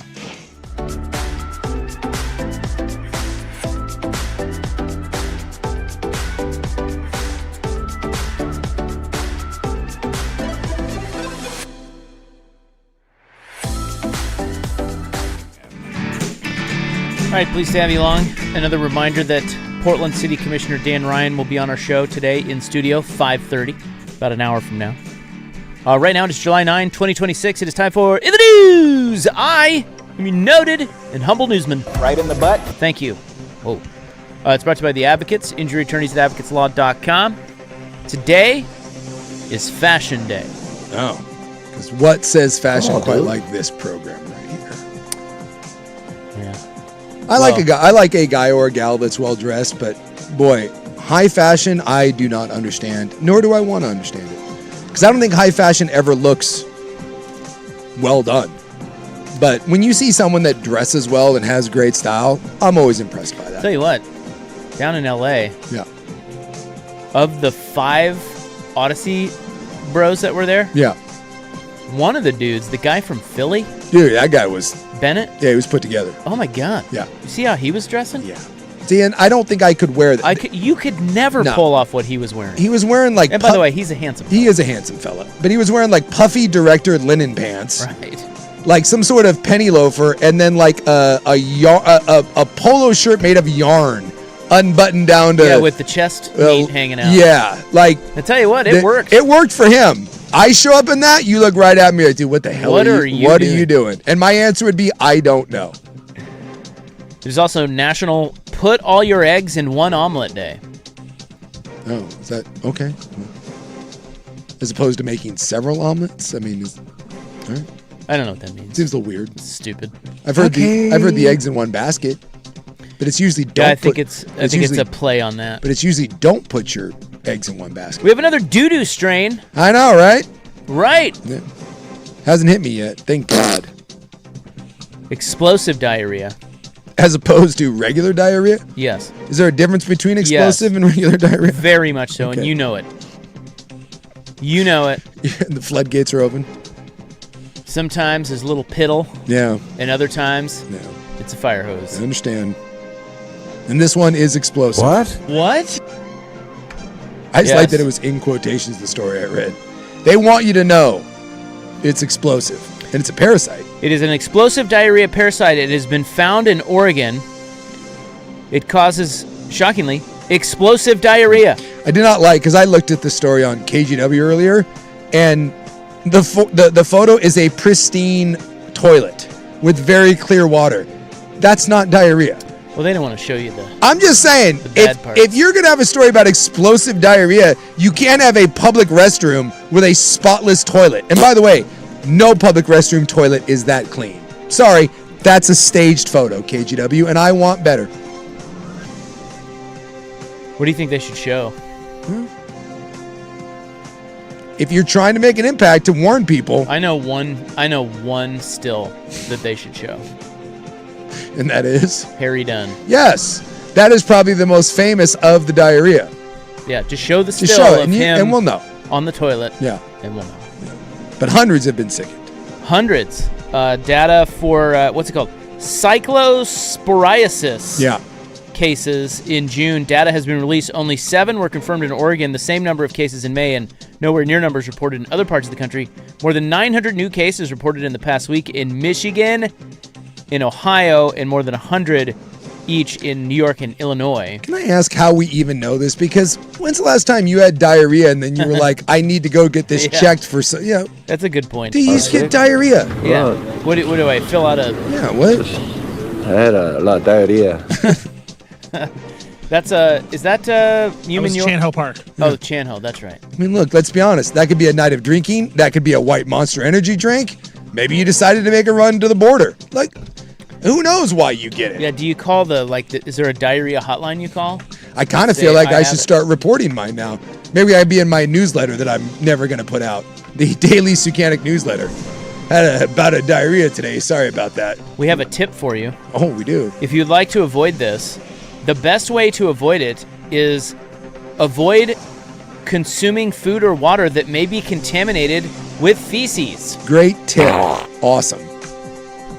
That's really dumb. Who's actively trying to find feces in their food? What? And they also don't know how it gets into food, but Cool. you get watery diarrhea, loss of appetite, weight loss, cramping, bloating, increased gas, nausea. That is the dumbest thing I have ever seen in my life. Dude, can I tell you, I walked right through diarrhea. It doesn't even faze me. I don't, just whatever. Could care less. Bring it on. I am so used to that condition. Do whatever you call IBS or irritable bowel, lactose. I don't know. I got all kinds of issues. Doesn't stop me from doing a damn thing. Incredible. Yeah. Unfazed. You're a hero. Bring it on. Parks and Rec wants to reimagine Waterfront Park. Well, thank God. Yeah. We've said this a million times. No city does a worse job with their waterfront than ours. We have a mighty Willamette that runs right through the middle of our city, and we do nothing with it. And I mean nothing. Other than that, we have a few cherry blossom trees and some homeless taking a dump on a statue. Hey, we have the Blues Festival. There you go. It's down there. Once a year. And we got the park there. But Portland Parks and Rec has launched a design competition aimed at reshaping the future of Waterfront Park, a signature downtown space that has served as Portland's front yard for more than 50 years. The competition invites multidisciplinary teams from around the world to propose ideas for how the park can better serve Portland over the next 50 years. Is this just code for we don't want to pay like a city planner and an architect, so we're trying to do a contest so that people will do the work for us? Well, you can ask Dan Ryan when he comes in. I wonder. He might know that. Yeah. Can't we just pay? Like, can't you just go find someone that has rebuilt? How about this? Vancouver, our sister city across the river, has done a wonderful job with their waterfront. Go get whoever planned that. There you go. Problem solved. Portland Park said the project would enhance favorite fixtures of the park like Salmon Springs Fountain and the Japanese-American Memorial with its cherry trees, and also help transform less used spaces. There is a lot of unused space over Absolutely. We could do way more with that space. I feel like, you know how we get, and we have some great food cart pods. Yes. Why is that not lined with food carts? Yes, and it should be lit up 24/7. Yeah. Detroit did this with, look, that park at night can be kind of sketchy. People don't really like being there because of, well, you know. Why? I think we know why. It's going to happen to me. Well, I don't think anything is going to happen to you, but, oh, well, maybe that car might run you over. Remember that dude? Those kids? Straight into the water. Yeah. But Detroit did a thing, I forget what they called it. It was like Project Something Light, and they took parts of their city that, you know, at night were maybe not the most attractive, and they lit them up. They did like all brand new lights, and you know, what are those, like Edison bulb string lights? Strung that thing up, and you know, they transformed it into places where at night people were like, nah, and then they lit them up. And when they did that, more people started coming, and the kind of businesses, and it kind of became like a cool late night spot, like you said, with some food pods and some stuff. Just we can do more with that, 100%. It's funny, it says here, I feel like we need, this is somebody who is being quoted, I feel like we need to bring people down into the city. I feel like we're a very fragmented city at times, so I think it'd be awesome to have like an attraction to bring people downtown. And then it says, people downtown said their biggest priority is a clean and green open space, accessible for everyone. That's what it is. Yes, we already have that. But I think clean being the operative word there. Okay.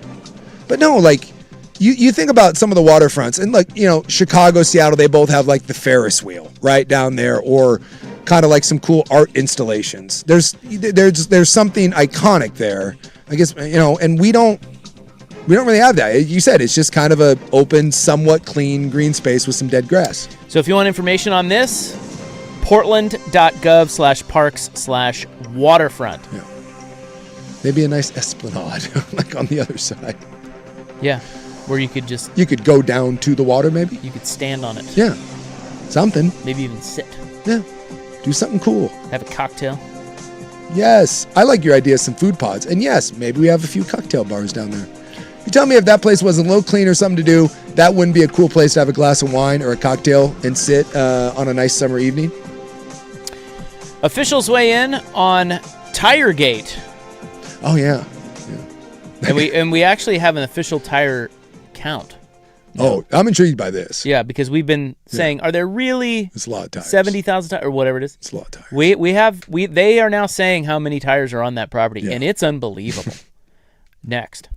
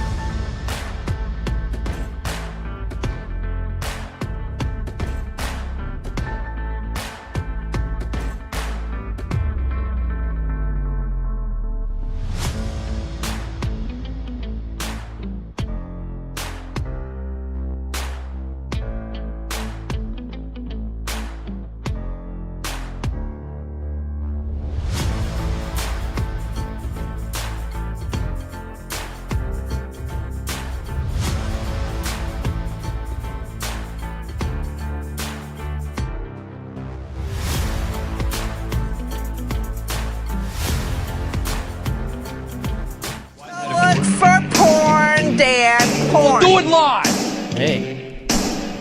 As non-copyrighted music goes. This is the one with the words. Oh yeah, this is the Rock Your World. This has like a Bust a Bucket sort of feel to it. Yeah. If you told me this was like a 90s Blazer hype song, totally get it. Oh, 100%. Terry Porter may have sung this song. Yeah, this might be the old Blazers. Some They point- just failed to copyright Yeah, it. at some point Buck Williams is going to rap in it, you know, randomly break it down. And then Jerome Kersey will fake play guitar at this point. And then there'll be a sexy sax, maybe a Kevin Duckworth. We'll see what happens. It is July 9, 2026. It is time for In the News. Part 2. So today, I wasn't going to tell you about Part due to go along with the explosive diarrhea. Oh, the tire thing.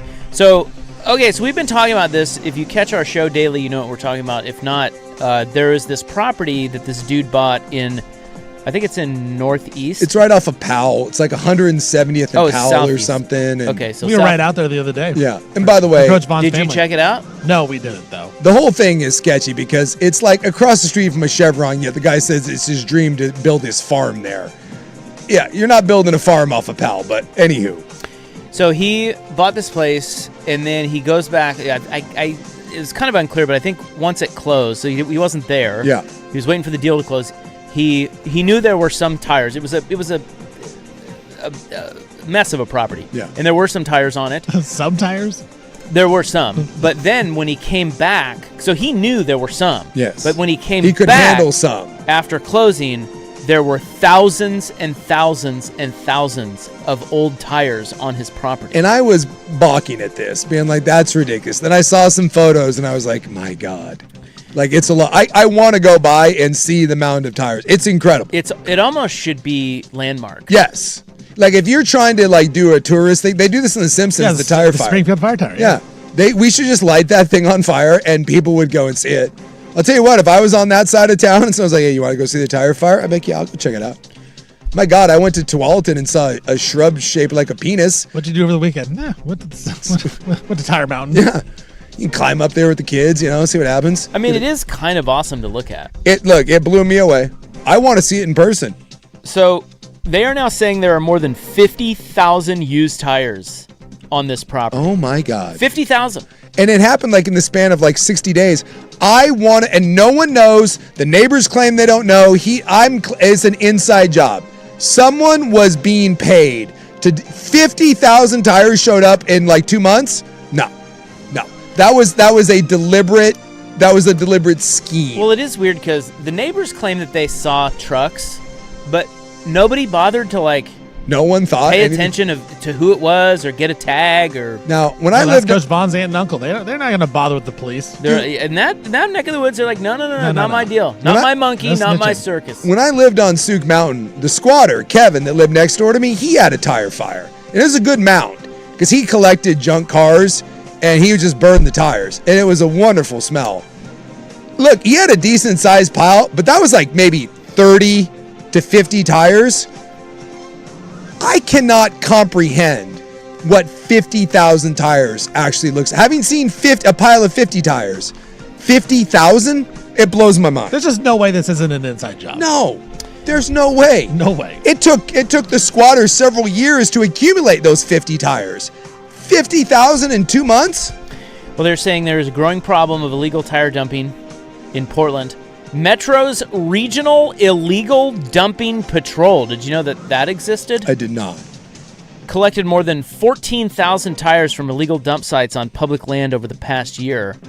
While large-scale dumping incidents continue to occur, officials say recent reports have shifted towards smaller sites. So at Liberty Tire Recycling's North Portland facility, employees process a steady stream of used tires that arrive daily from retailers and collection sites throughout the region. The process begins with workers identifying tires that can be resold for continued use. Then they remove wire and fiber components. They recycle, blah, blah, blah. Yeah.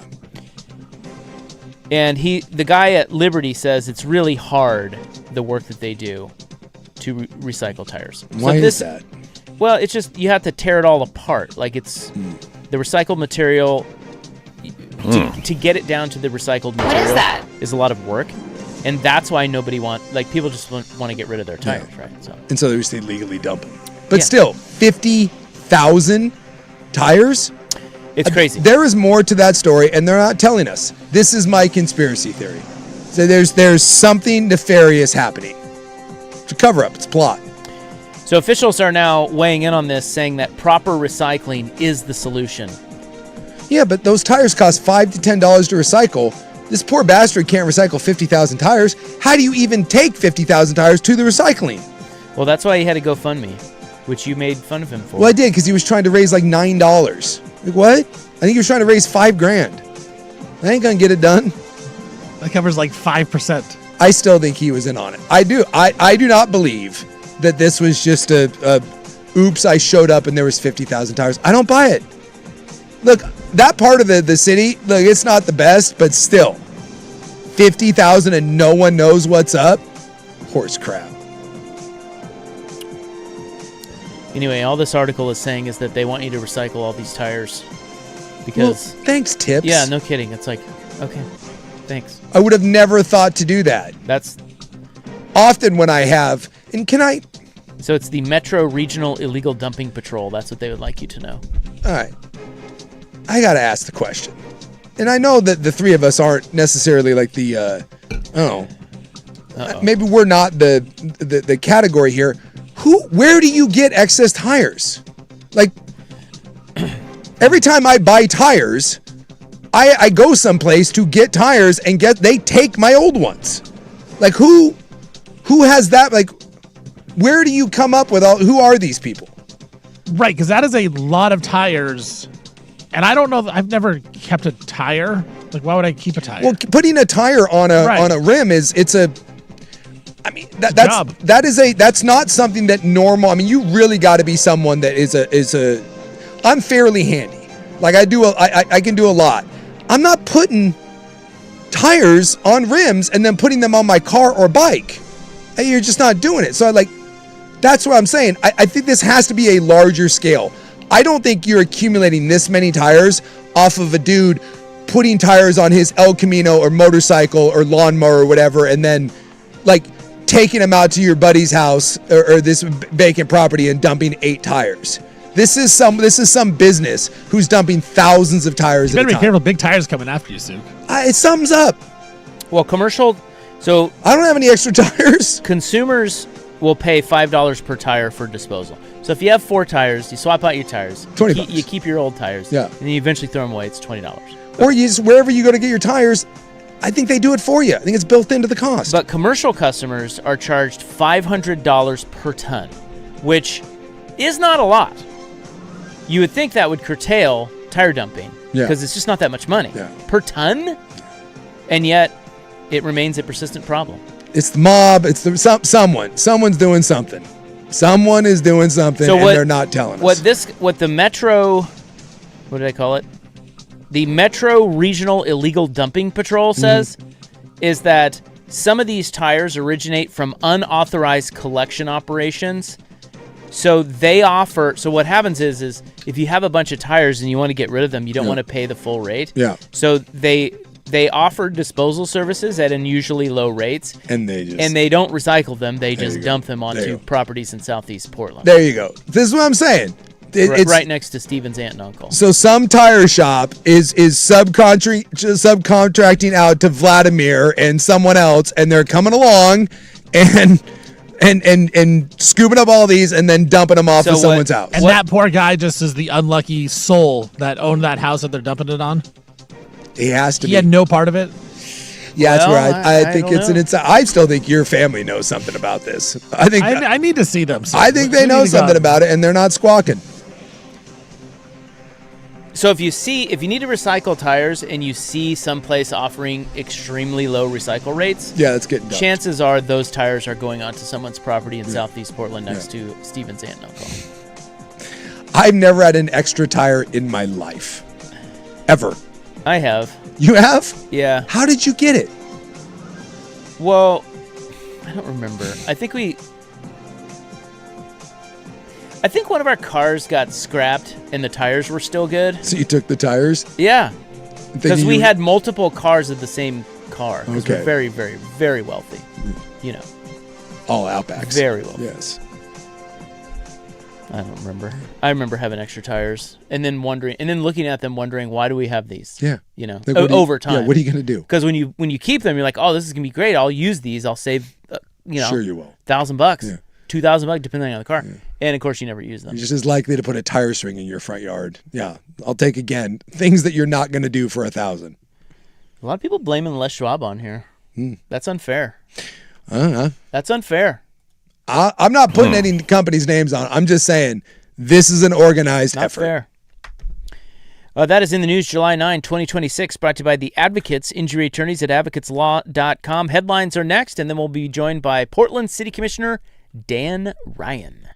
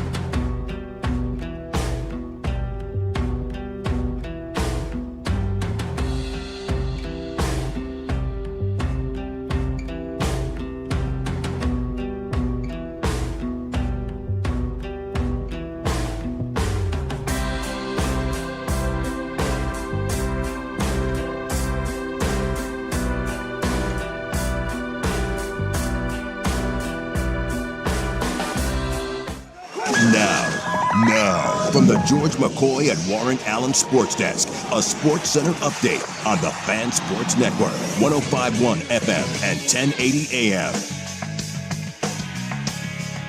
First on the Fan, World Cup action after a day off yesterday. France defeated Morocco 2-0.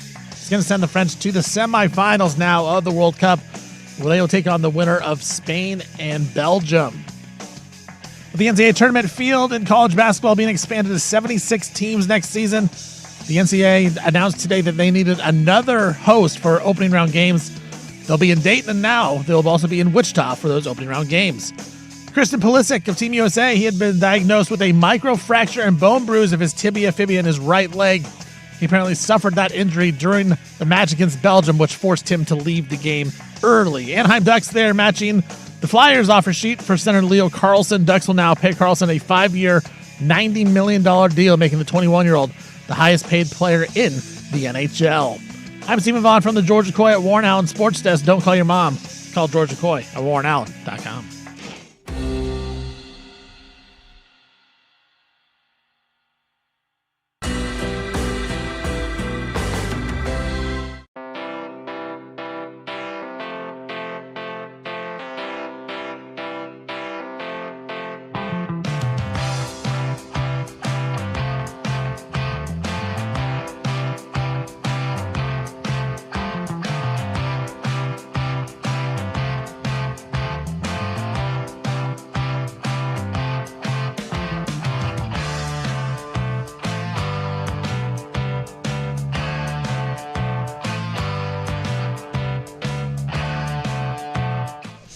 Excellent.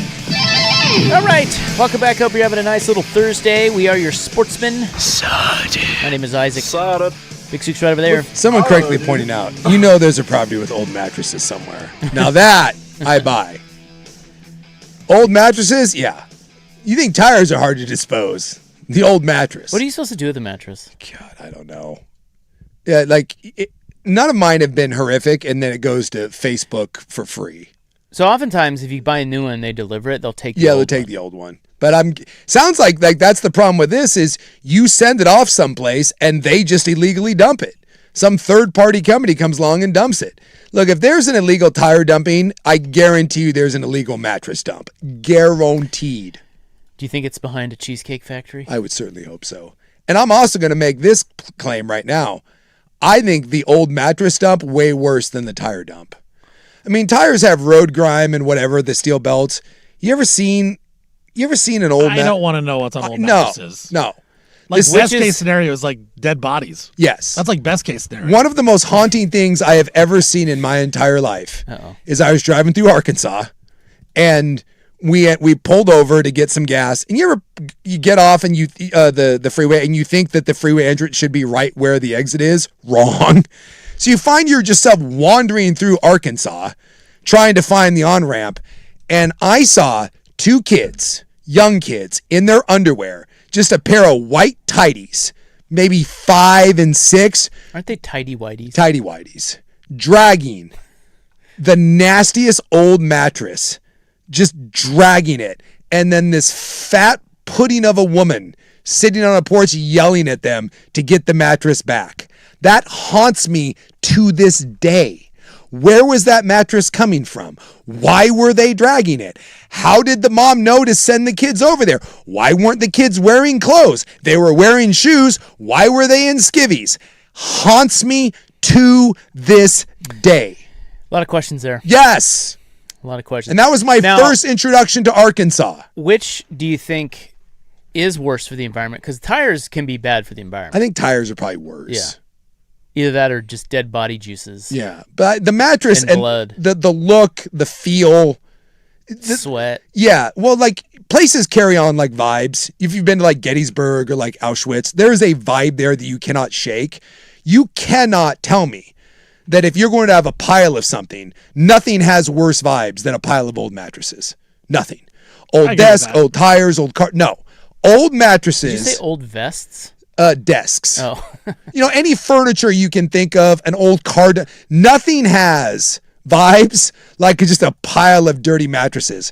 And you don't even know why they're that color. They're all the color of the Constitution, right? They have like old parchment paper, like an old Wild West wanted poster. Why do they? That comes from our bodies. Stained. It's just completely stained. But that's what they look like. Right. And they're just, it's fluids. Might I offer a... Gross. Yeah, that is gross. That is vile. You could wring them out into a... Yes. Make some sort of evil devil cocktail. Might I offer a pile of old dolls? That's pretty bad. That's creepy, dude. Well, that's just creepy. That's Yeah. not. Well, that's what I'm saying. Yeah. That's bad. That's bad. Vibe. Yeah, but it doesn't have the fluids. Yeah. Might. That is true. Actually, Depends on what kind of doll. Yeah. If those Exactly. marionettes, that's not good.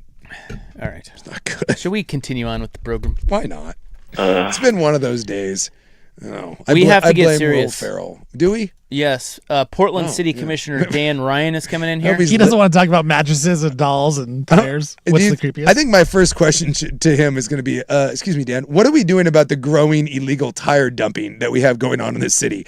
I demand answers. I have a sense that is big tire. What do you have comments about this? What do you know about this, Commissioner? So he'll be in here supposedly in 20 minutes. Unless he heard this last couple segments and he's Turned around. He's rethinking this. So that'll be fun. We'll talk about the Modus Center renovation kerfuffle controversy. Yeah. But in the meantime, some headlines. France beat Morocco today 2-0. So Yeah, and it wasn't even. I mean, they beat the brakes off of him. yeah, That thing could have been 5-0. Morocco didn't even try. you can always tell early in the game. Yeah. You can just you can just see it. Yeah. France is just, and it was 0-0 at half. Yeah. But France was just coming close. I think at one point France was out shooting them 12-0. And look, I've watched soccer intently for 3 weeks, so just understand that my hot soccer analysis is coming with a caveat. You can't win this way. You can't. It's insane. Yeah, I've been around the league. I've talked to so many soccer executives. You don't even want to know, but I talked to them all.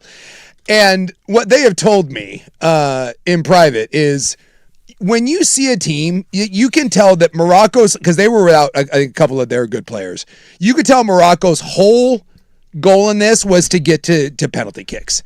They're like, we are going to try to keep this 0-0 for as long as humanly possible and just hope that we can survive. They made no attempt at threatening France. None whatsoever. And I'm glad they lost because that's a cowardly way to play. Go out on your shield, Morocco. Or in this case, maybe your Fez. They did not have unbelievable support.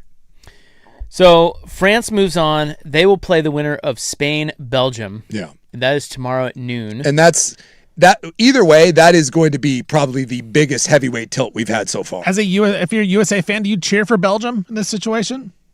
I got nothing. I got nothing against Belgium, but Have we talked enough about why we were off? Yeah. What was the vibe with? Well, I know you were doing best ofs, but like around the other shows, I don't think it was good. What was the vibe about Team USA bowing out the way they did? I think everyone just, same thing. It was embarrassing is the wrong word, but it's just like because it was over from the get-go. Yeah. Disappointing. But I was watching disappointing vibes. I was watching the national, just kind of the national scene. Boy, I'll tell you what, I have not seen vibes turn like that so fast. It went from, this is uniting us, this is the best World Cup ever, oh my God, we're going to beat Belgium, like this is the golden generation, to these guys suck, our best player is a total puss. It was... Can you say that? I don't know. Dump it. I think you can. That thing, I guarantee you can, but there, yeah, we got to drop for God's sakes. Yeah, but I don't think you can call him directly. Yeah. I didn't say that. People were calling it. How about this? They were calling him a candy butt. Dude, they were just, and then everyone was like, this is why U.S. soccer sucks and our whole system's broken. It went from the best unified vibe we've had for sport in a long time to instantly F this, I hate it all. It was shocking. A complete 180, you're right. Complete. But I think most people, again, because those people that were saying that aren't even like big soccer fans either. They just joined in. I think most sane people are just like, yeah, it was very disappointing, but at some point, USA wasn't going to win the whole thing, and they ran into a good squad. I think it was just how it went down. Right. Yeah. That's really disappointing because it was over from the get-go, and USA stood no chance. Well, they got embarrassed, and the keeper, that whole thing with the keeper. That's bad. That was minor league stuff. It's one thing to lose. Did that guy ever explain that? I think the explanation was he's an MLS keeper and the MLS isn't very good. Then everyone was calling Plisic candy butt. Yeah. Turns out, by the way, he had a fracture in his play leg. Through it. Yeah, play through it. Loser. Yeah, it's just and then he's our best player, but now all of a sudden he's terrible and we're crapping on him. It wasn't just that. We crapped on the entirety of U.S. soccer. We're an embarrassment. We're not. And then everyone had this is why we suck. And this is how we can fix it because everyone knows, but we're not willing to do it. And you got your ass kicked by a better team. At no point did I hear anyone just be like, I don't know, Belgium's really good. They're like a top 10 team in the country. And it was a bad day for us and we got embarrassed. But I don't know, just the tenor of it, instead of being like, hey man, it was a great World Cup. We represented, it was a fun ride for a couple of weeks and it's been a great tournament and I'm proud of those guys and hopefully we can do better next time around and let's still enjoy this great tournament. We had to like suck our thumbs and pout and be a bunch of whiny bitches and yell and scream about how we hate it now because we're not very good. I thought the coverage of it, I thought it was embarrassing. Clippers and Raptors. Oh, wait, I wanted to tell you the other half of the bracket. So Spain, Belgium tomorrow, and then the other two quarterfinals are Saturday. Yeah. And at 2 we get Norway, England, which is supposed to be a great game. Go Norway. And then at 6 it's Argentina and Switzerland. Yes. So the Kawhi Leonard trade is apparently on hold. Yeah, we're on hold until what do we do now? Well, nothing. We got to figure out. So it sounds like they could complete it, but the Raptors would have to take on any of the punishments coming Kawhi's way, and they're like, yeah, no. So also, I'm assuming that by this it means that the NBA is going to punish Kawhi Leonard, and then the Clippers are like, "What? We've cooperated completely, and we were bamboozled too." Apparently, they had a bunch of tires dumped on their property as well, and they didn't know who did it. They're like, oh, what are you talking about? They tried to get rid of the tires. Yeah. And the tires said, no, we're staying. No. So this is how many days after the trade? Oh, it's a while. Well, Yeah. I mean, the trade can't become official until the start of the league year, but it was agreed to a while back. So the start of the league year, though, I thought was July 1. It's something like that, but I don't think trades could be announced until So listen, a few days after. What I'm getting at is, if you're Brandon Ingram or Grady Dick, Yeah. have you already moved have you Probably. moved? You started. And now you're like, well, wait a minute, Yeah. I may not be going. Or do you wait? I don't know. How does that work? I'm guessing they have already looked at places. My guess is they would have had to have put some stuff in the wind by now. Well, that sucks. Yes, that does suck. What else do I have for you here? You ask. Oh, the potential number 1 NBA pick is coming to college. Yes. A potential number 1 NBA pick. Maybe not next year. But, we were talking about this not too long ago where the international players, NIL, is getting international players to come to U.S. colleges more than ever. It's easier ball. You're not treated as harshly. You get better conditions, and now you make you can make way more money. I mean, guys used to go overseas. It was like Ben, Ben Simmons went to Brandon LSU. Jennings was yeah, like Brandon the first Jennings. one who did that. And I think he got it was like 1.2 million. Dude, you're a guy that can be a top 5 NBA player in the next year's draft, man. You're putting 5, 6, 7 mil in the bank. Right. And So- and to that point, even if you're only okay, we've seen what the NIL salaries are going to be for middle tier players. It's big bucks. Big bucks to stay over here. And then you can always go back overseas if you're not good enough to make the NBA. Yeah. It makes a lot of sense to come over because you're right, Suk. Like if you play overseas in those pro leagues, man, you're playing against 28, 29-year-old grown men. And some of those, like you've heard some of those guys, like you have to earn your time. Even if they pay you a bunch, you're going over there and you may be only getting like 18 minutes a night. So this is not only are we going to get the U.S. players sticking around, you're going to get the international boys are going to start coming over here to play college because it's the easier game and foot in the cash register. So this guy's name is Nikola Kusturica? Sure. Costa Rica? The Costa Rican guys come in here, huh? I don't know. He's reached I love that how they do this now. They have reached. He has reached a multi-year agreement to play for UCLA. Yeah. He's going to UCLA. I'm guessing when they say that multi-year, they're probably just starting to now get smart and put in the language where if you go anywhere else, you're not making any money. We own all your rights. And I mean, this is what the Big Ten, and this would make sense. Remember, this is what happened with DeMond Williams. Whenever they're doing NIL contracts now with the Big Ten teams, the Big Ten lawyers are helping the schools to put language in there to prevent those kids from leaving by signing these multi-year agreements. Yeah. So this kid, he's 17 years old, just turned. God.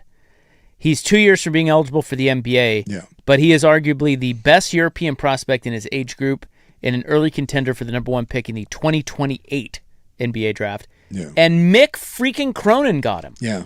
Does that kid have any idea what he's walking into? Are you raising your voice at me? I don't know. He probably doesn't. I'm guessing we'll see him at Kentucky or Kansas or somewhere later. I also wonder too, like obviously they're coming over here. There's more money. use your opportunity, but is it worse for your development to come over here and play college ball? Probably, but it's called money. Yeah, money talks, so. U.S. dollars. His commitment ends a recruitment that took several twists over the past month. According to ESPN, Kentucky briefly considered the leader, and then Michigan generating momentum before Dusty May left.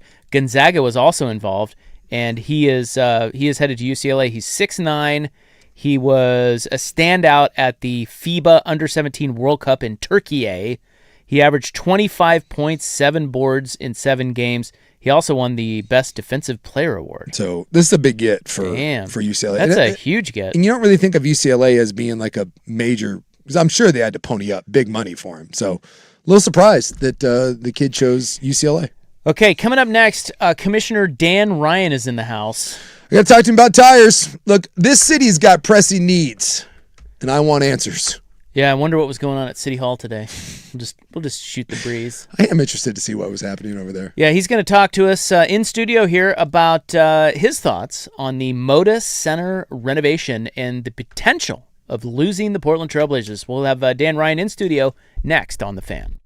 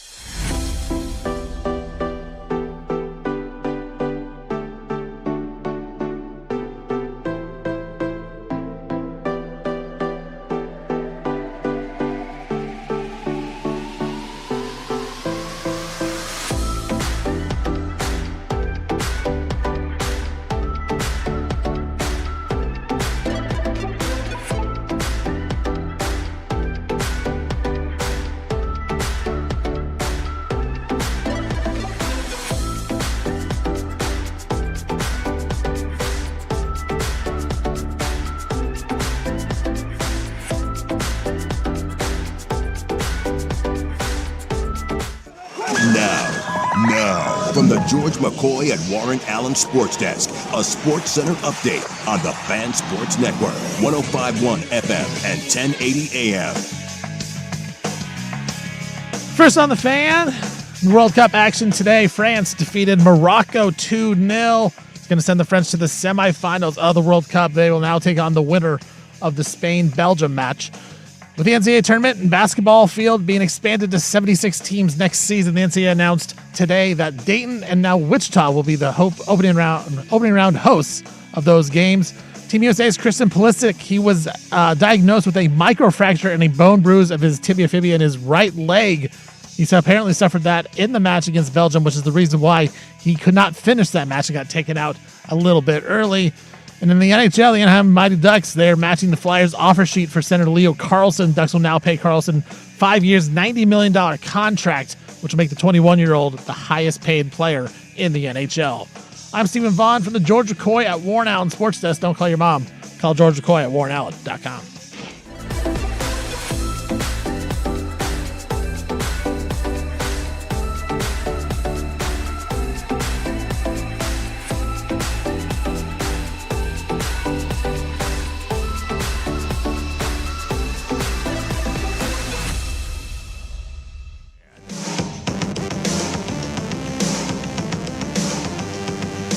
All right, pleased to have you along. Look at us on time. We're on time because we have a very serious... This program's about to get serious. I'm about to yell about some tires. Very serious in-studio guest. You can turn your mic on. We got it. Nope, Steven's it's on. got it. It's on there. Okay. Stevie Fires got You're it. hot. You're on. You're hot. It is Portland City Commissioner Dan Ryan in studio. Thank you for taking the time. It's my pleasure to be here. Appreciate you coming in. Yeah. Do you know, I know you're Dan Floyd, who is a mutual friend who set this up. Oh, okay. He said you were a sports guy. I am the youngest of 8, 6 older brothers. So the one way to survive with 6 older brothers is to become a sports fan. So I was like a little geeky Howard Cosell in the 70s, like really studying sports and stuff. Yeah. And so, yeah, I am. I'm a sports And ball you're from geek. here. I am. Yeah, I'm so from you're Portland. And then we lived in Scappoose for some of my childhood, and then back to Portland. I graduated from Roosevelt High School. Yeah, so you're born and bred. Born and bred. Yeah. Went to Blazer games when they started in 1970. First time I skipped school was my freshman year, 14, to go to the parade, of course. And I'll never forget as long as I live. Of course, I thought I'd go to many more. And I'm determined to go to another one. I want to ask you that because you're a lifelong guy. I moved to the Pacific Northwest, and I've lived everywhere from Woodburn to Gresham to Portland to Vancouver. I've lived in some semblance of this area for the majority of my life. And so you're a lifelonger Portland guy. I defend this city. I love this city. But I also know that it's seen better days. So when you look at where the city was, let's go back 20 years ago, if you want to say 20, whatever you think the heyday, when Portland had a great reputation versus where it's at now. And I think some of the reputation is warranted. Some of it I think is fear-mongering. I think we get a bad rep.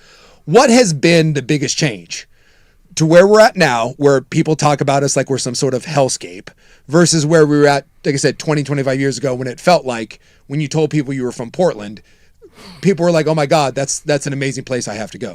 What's changed? Well, some of it is a perception. And I know that feeling. I remember when I went to college back east for 1 year in New Jersey, Rutgers College, and people that knew that had traveled be like, oh, Portland's the most beautiful place I've ever been to. And then when I lived in New York later on in my 20s, same thing. And, there's a bit of pride that you get with that. But when I traveled to, like, say, a country in Europe and they had no idea where Portland was, well, you know what would get them there? I'd say the Trailblazers. And they'd be like, oh, Trailblazers. Yeah. Oh, Nike. So I know I pivoted a little away from this, but the fact is we have 2 international brands that are in our market. One is Nike and the other is Trailblazers. Yeah. How are you going to be a legitimate big city if you lose things like that? That's kind of where I'm coming from. But I think we've lost I think we need to get back to our pride and how we're a scrappy city and we punch up. And I think that that joy that we had when we were that city can come back. But, we have such a polarized electorate right now, and too many people hang out on the internet and get their information in places that I wish they wouldn't. And so I think summer's always a good time to try to reset Portland, right? Because we're always a magical city in the summer. Yeah. But I'm trying to really think. I think it was that we used to be comfortable with public-private partnerships. Like we knew that the private sector needed to work with government to move things forward. And there's some now that see that as bad. Like government has to control everything. And I just don't think that's realistic. One, if you look at our budget right now, our bread and butter revenue comes from the private sector. It's business license taxes and property taxes. And when those are flat or going down, that's less revenue. And that's really our biggest problem. So I keep trying to get us to focus on how we can get more revenue into the city. And on the topic that we're discussing today, I can't see one scenario where having the Trailblazers exit will be good for our economic development of our city. That's not one. And so I'm kind of like, this is kind of a no-brainer when it comes to my leadership that I try to bring to the council to focus on economic development. I want to ask you then, because I did.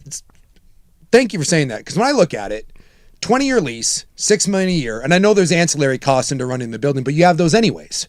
Yeah. Like that's going to come regardless of whether the Blazers are there or not. Because we're the landlord. You're the landlord. Yeah. You own it. Yeah. So you got to pay that anyways. Yeah. So if it's, you know, the amount of money was $180 million over 20 years, it's $6 million a year. It's $6 million a year in an $8.7 million budget, and the Blazers generate hundreds of millions of dollars in taxable revenue every year. So when someone on city council says no to this doesn't make sense, what argument do they make? Because in my mind, there's no business person in the world where that math adds up. Something the arithmetic's pretty good on this one. Yeah, well, something that's been free, that you didn't build, that you didn't pay for, and now costs $6 million a year for 20 years. And if you say no to that, and that team leaves, you lose roughly $200 million in revenue every year that you get from the taxes that you tax them. So explain to me how, as city council member, anyone looks at this and says that makes good sense. For we save $6 million and we lose $194 million. Yeah, we would be leaving a lot of money on the table, and no one wants to do that if they're thinking clearly on this. Then what do they say? What do the naysayers on the council? What argument do they make other than we hate billionaires? That's one of the most consistent arguments, and I think some of them got out in front on this issue, and that became some misinformation that us participating in this is giving money to a billionaire. Billionaires are the only ones that can buy an NBA franchise, so there's that. Billionaires are a club that they seem all to know one another, and so I think what I want to say to you is yes to that there's no equation where that doesn't make sense. I broke it down for a neighbor who was confused, and I said, okay, say you have to do a $600,000 renovation on your home and that you only have to pay 120 of it. What would you do? I'd find that 120. And so, thank you. And they were kind of curmudgeon-y about this, because I've noticed it's people that want to eat the rich that are against this, and then people that are just naturally curmudgeon-y and look at white papers on how public subsidies in sports are bad. I always say, well, let's talk about the Blazers because it's a different animal. It's our only top tier. But that was interesting. You said that we have two national brands. We have two national brands, exactly. Nike and the Blazers. And everyone knows that when they're like traveling around. It's just what it is. But I think that I really do have confidence that the majority of us will come together and have a term sheet that the mayor will be aligned with, obviously, and then the experts that do the negotiating on the details will do that job. But, I've had the pleasure of, in the last 6 months, of meeting both Adam Silver, the commissioner, and the head of the board of governors, if you will, and also I keep calling him Texas Tom Dundon. Tom Dundon. Yeah. Sorry about that. He's got a lot of names. Yeah. That's not a bad one, right? No. Okay. No. Right. Nothing wrong. I think he's fine with Texas Tom. And so they do business differently there. Yeah. Things are different there. And I kind of said that to him. I go, okay, look, you're obviously somebody who knows how to invest. And I'm well aware that people like you don't want to invest in here right now because we're 80th out of 81st. Highest unemployment of almost any big city in the country right now. We're not hitting it out of the park at the moment. And so that's also why I think it's so important for us to play ball right now. But, I said, this is like buying a low stock. And it's going to go up. Trust me. He said that? I said that to him. I had to put words in his mouth. What he said to me, which I respected, is that his job is to win ball games. And, he's feeling pretty good about that. He just got a Stanley Cup. So I think his job is to recruit NBA caliber winners to come to Portland and play ball. Mm-hmm. And he kind of made it clear it's hard to do that here. And I think we know that. We know we don't have the corporate sponsorships.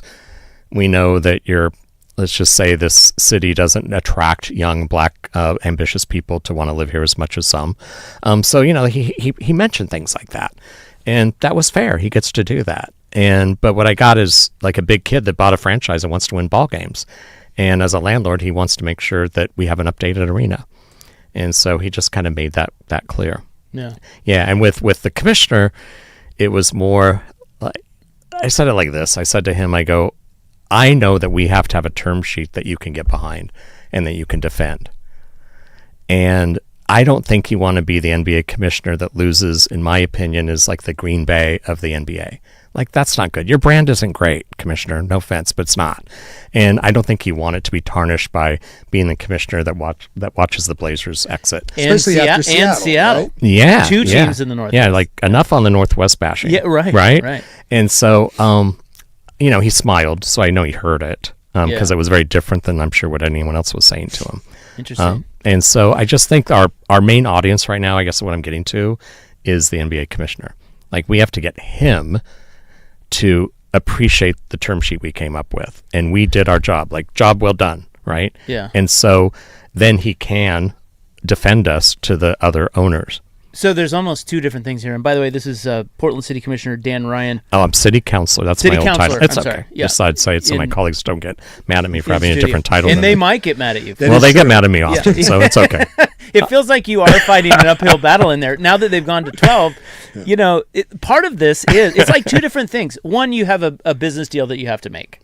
It's just called a business deal. And that's what it is. And based on what you're saying, sounds obviously you're for it, and it sort of feels like there's no way that math doesn't work and it's going to come together. The other thing, though, is the perception. Yeah. And that is even harder to fight because you guys can work out the terms, right? Yes, we can. Yeah. And I believe we'll get to 7, at least 6 or 7 of us with the mayor aligned Good. to get there. So you think you'll get there. But those that are against have been really loud. So right. Can I ask you, how much of that is honestly posturing because of a certain district and this the idea, look, we know that half of Portland is never going to go with the idea of, I'm not spending a dime on sports, he's a billionaire, F you. How much of that, even though they know the mass, you can't come up with a better deal by having them walk away. But how much of that do you think is just political posturing where I got to go to the people that are going to try to elect me and say, well, I did my part. I didn't vote for this crap. Well, they're going to have a really hard time explaining that when the Blazers leave and then say, oh, yeah, I didn't. It was not my fault. No, it was your fault. Yeah. Anyway, that's maybe a little snarky. I think, first of all, there's this thing called the silly season in politics. Again, I didn't run for office, and 6 years ago was my first time running for a big office in citywide.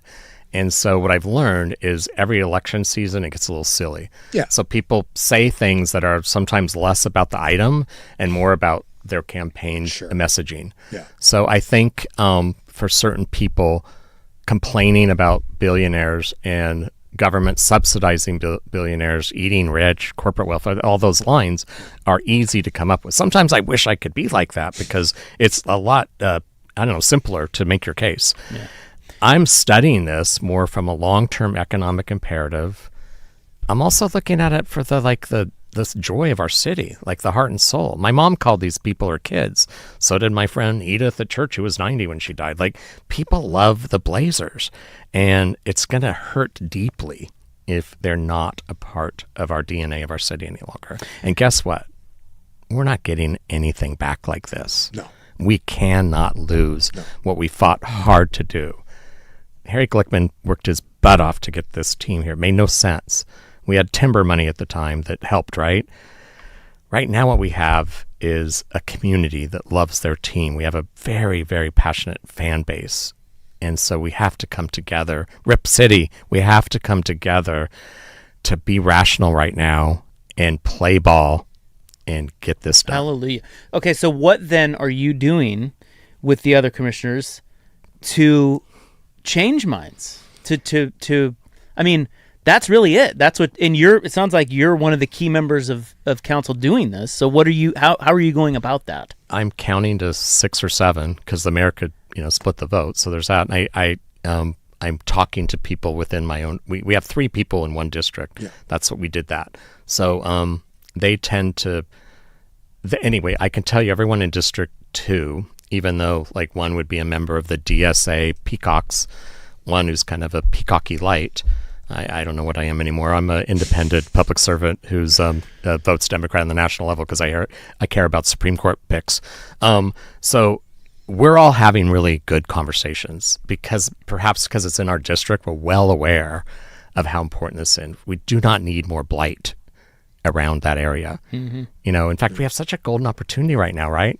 To figure this out, to work with Uncle Phil and the 1801 that's giving money to Albina Vision Trust to finally do something with that neighborhood. And Tom, I don't know if you've talked to him, but Texas Tom, he's kind of alluded. He likes it. I like Texas Tom.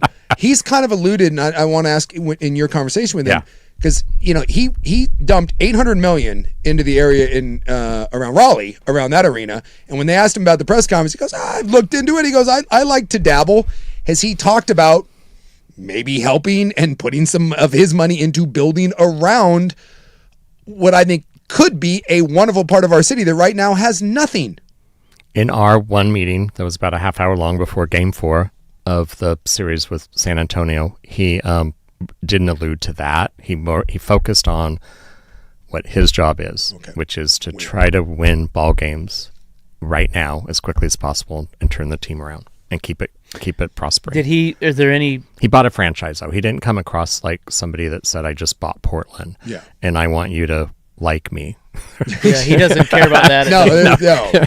He came across as as what you would expect, a shrewd businessman that was kind. He wasn't mean, but he just made it really clear that I'm here he's not to win ball games. Yeah. Yeah. Is there any sense? Do you get the sense? And we'd like some certainty, I think, from government. I think that's one of our challenges, though, right? We need more certainty that we know how to come together to work on such things. And when the council comes across as divided and starts talking about things that are off topic, in my opinion, but are certainly wonderful for clicks on social media, that does not help any certainty. Yeah. Does he give any indication of moving the team? Threats? I think when someone just wanted to focus on the fact that he wants to win ball games, I think he made it clear to me he bought a franchise, not a city long term. Yeah. So I don't think he's bluffing. I don't think he's been bluffing to anyone. So when I hear people say he's bluffing, I'm like, well, where'd you come up with that? Yeah. And this just in, we know there's other cities that would like a franchise and their government would roll over to try to get them there. So, but it also sounds like he's being fair and he's like, look, I didn't ask for a new arena. If we come to this money and 2/3 of it's already been agreed to, he signs the lease. That's what we have to focus on right there. And we have to make sure that lease, it can't be that he can't escape. Yes. Like there's no opt out. Yes. And so our attorneys have to be really, really sharp about that. This is Portland City Councilor. Thank you. Dan Ryan in studio. I was just texting your guy, Spencer, if you guys have time for another segment, we'd love to have you. We have the time. It's, he says, I just got the nod. My boss said yes. He has to be out by 6. Yeah, okay. Yeah, we'll be done by 6. All right, sounds good. We'll stick around. We'll come back with one more segment with Dan Ryan in studio here on The Fan.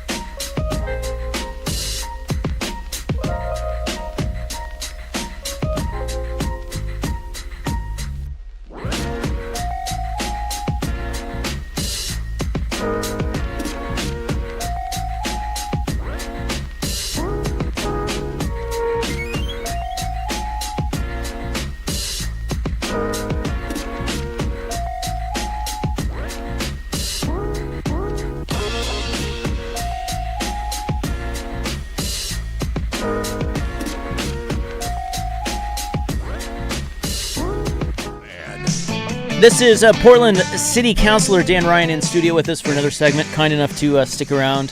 The feedback, by the way, so far, our listeners are loving you.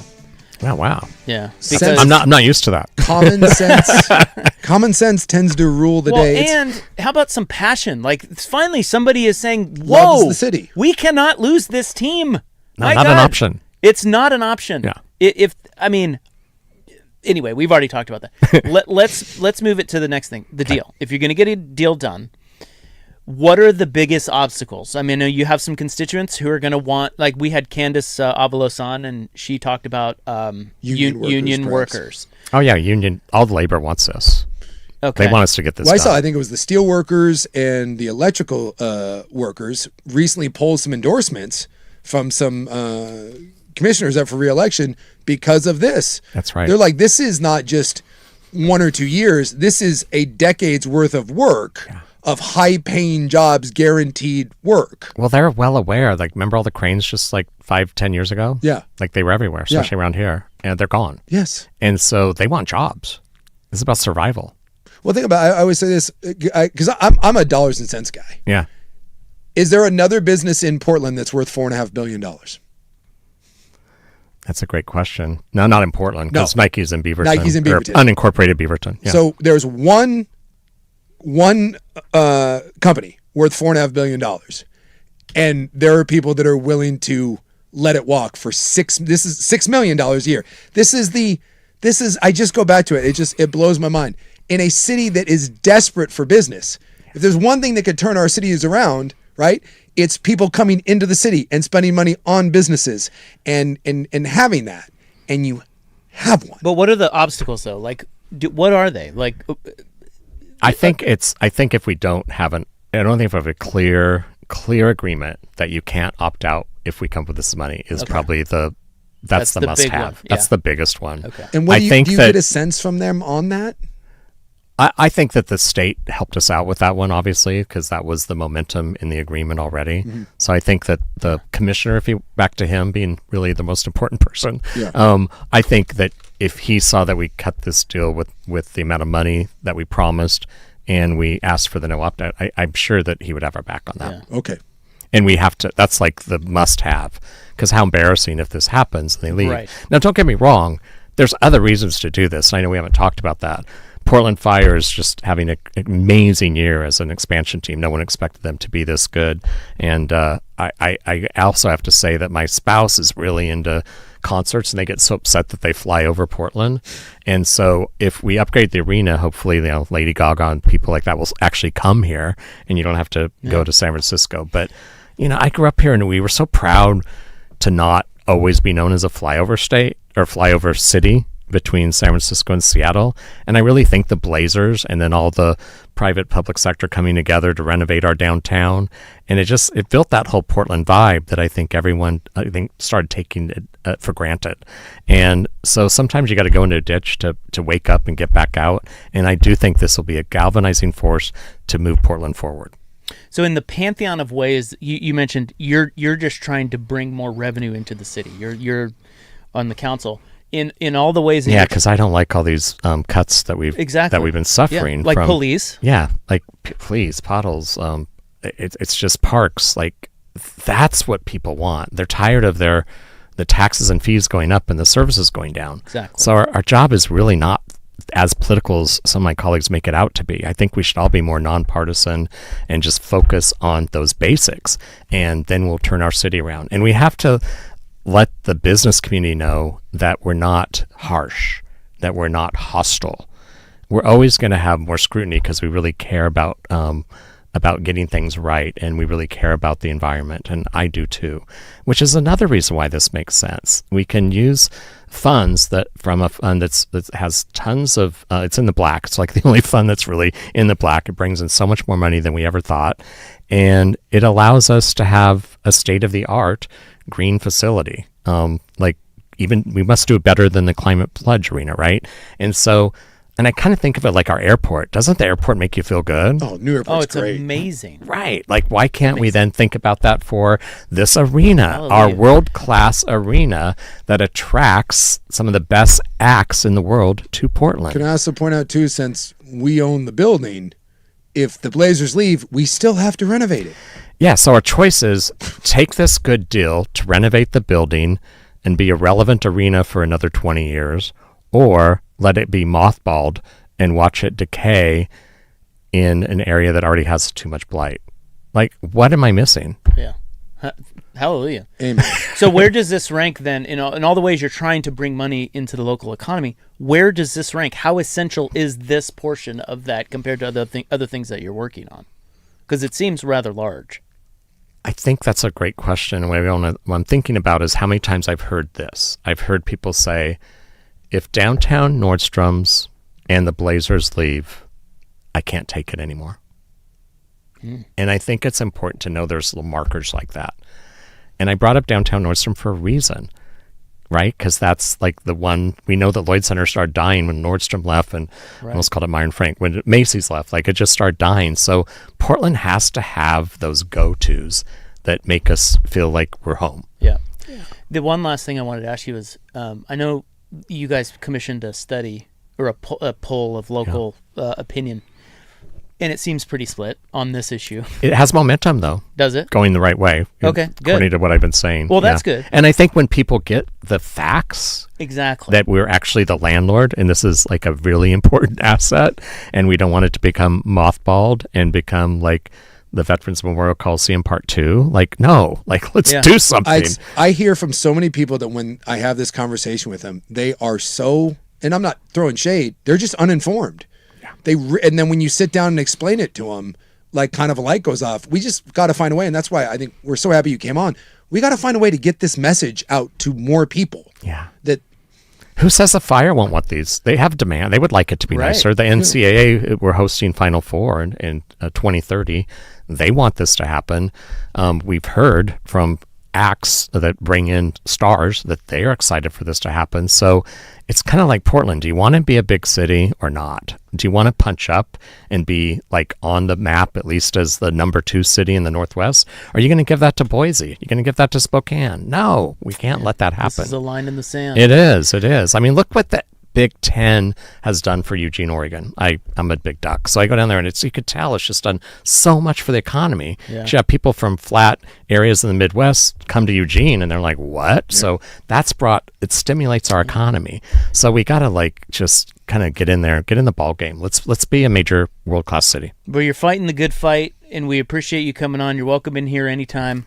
Thank you so much. You're so welcome. Yep. Thanks for having me. It was a pleasure. Portland City Councilor Dan Ryan. The club is next on The Fan.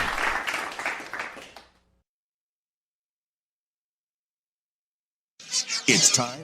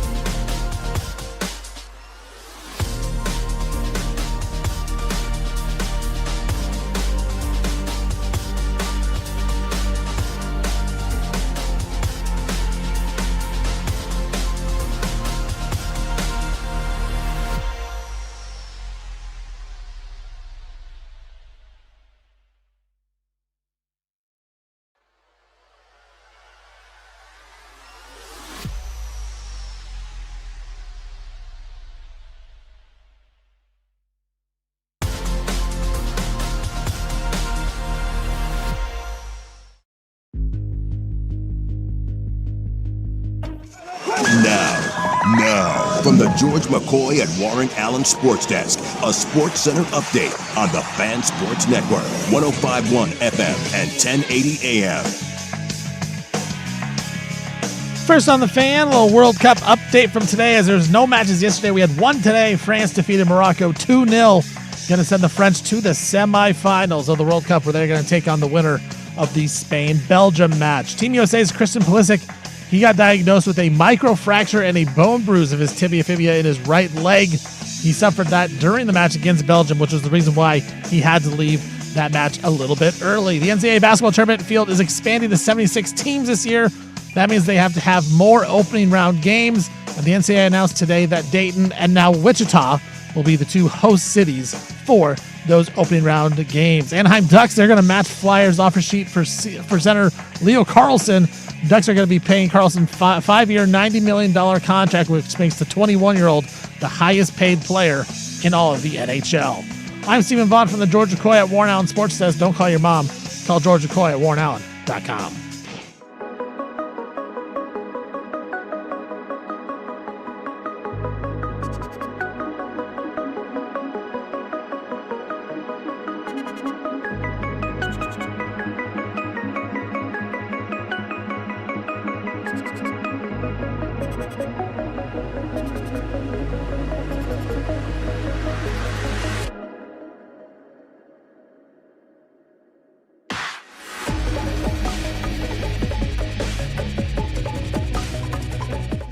Full kegs. Everybody's gonna be there. You ought to go. The only thing that's off limits are the words you can't say.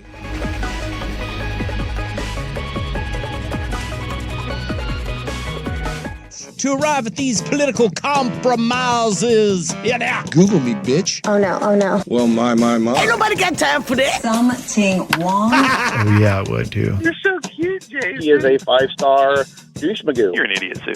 Oh, Otani-san. Wow! Otani-san. Okay, we apologize.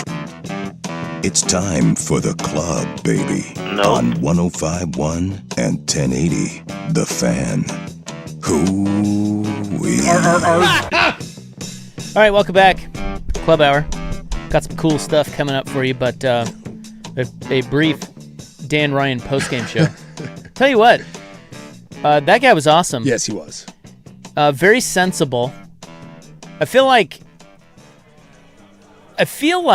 the new city council being, what is it, 12, 11 of them, and then the mayor, I think, or something? No, it's 12. Is it 12? And then the mayor. So if it's 6-6, that mayor can break the mayor. vote. Yeah. So, because there's all the different districts, and there's 3 in each one. I just feel like that has not been good for Portland. No. Well, I think it's too many cooks in the kitchen, and you got too many people that are posturing for your election. I truly believe. I don't mind the system. I just think some of the people in there. Like, dude, that guy, he represents the better, older Portland. Yes. You know, the pre-2018 Portland. Yes. He represents, and he understands the value of business. Mm-hmm. He is, Portland just gets this label. You know, you got Portlandia and everybody's liberal and all this. He's a pretty liberal guy, I think, but he's also, like, he gets the reputation as being the right-wing dude on the, just because he's like, okay, I'll partner with a billionaire to create more money for the city. 100%. How crazy is that? Yeah. It's insane. Well, this is the thing, is we've reached a point now where in politics, the fringes tend to dominate. He said something off the air. He just said, I just wish, especially, he said, I don't want to run for any sort of, Senate or, thing like that, because it becomes so partisan. He said, I don't believe city or county politics should be partisan. He goes, there's no need for it. Right. It should just be about what is the best. Doing best for people. Best for people. That's right. It's a good, I never even thought about it that way, but he's right. And so, I just thought that really struck a chord with me. And my biggest rub in this whole thing, and I just kept saying it, is no one can have an argument against this. You may not like that we have to do this, but there is no math equation you can come up where it makes sense not to do this, which comes back to this is political posturing.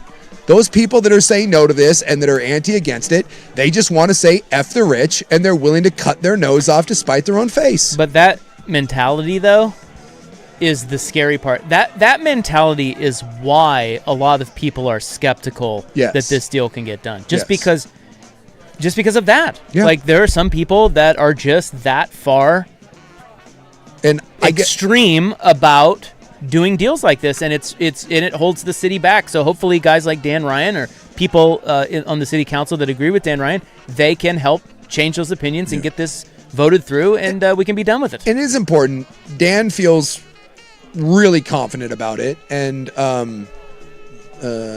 Candace Avalos that we had on, she said the same. Despite that she wasn't as obviously pro as Dan, she said the same. So there's 2 city council people that are of differing opinions, but both at the end of the day said the same thing. We have to. It's not if, it's when. We have to get this done, because anyone that's being reasonable, the math doesn't work any other way. So, and more, the only people that I hear that are really against this, it just comes from a place of anger and passion and F that, I'm not spending money on this. You will spend more money and you will lose more money by not doing this. And I just think people resonate. That is as good a feedback as we've ever had on an interview. And I think it was because it was common sense.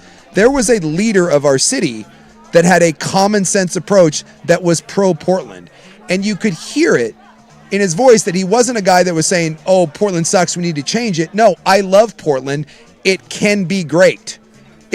I love this city, and it can get better. Well, I think there's a difference in those. Yeah, and I think, too, that this Moda Center thing, while we've been kind of talking about it in our world, there has not been a giant cheerleader out there for it. And I thought it was great that Dan Ryan came in here full-on cheerleading for it. Yes. Because I get that they have to negotiate. There's still negotiating they have to do. They can't tip their hand about things.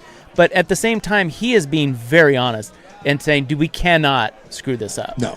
And so he's the first guy, and maybe I'm wrong, because you got Orem writing, oh, I'm afraid they're going to leave, and you got undecided city council votes, and you just got all this negative stuff out there. He's the first guy that's kind of been, hey, I'm going to take the torch on this, follow me.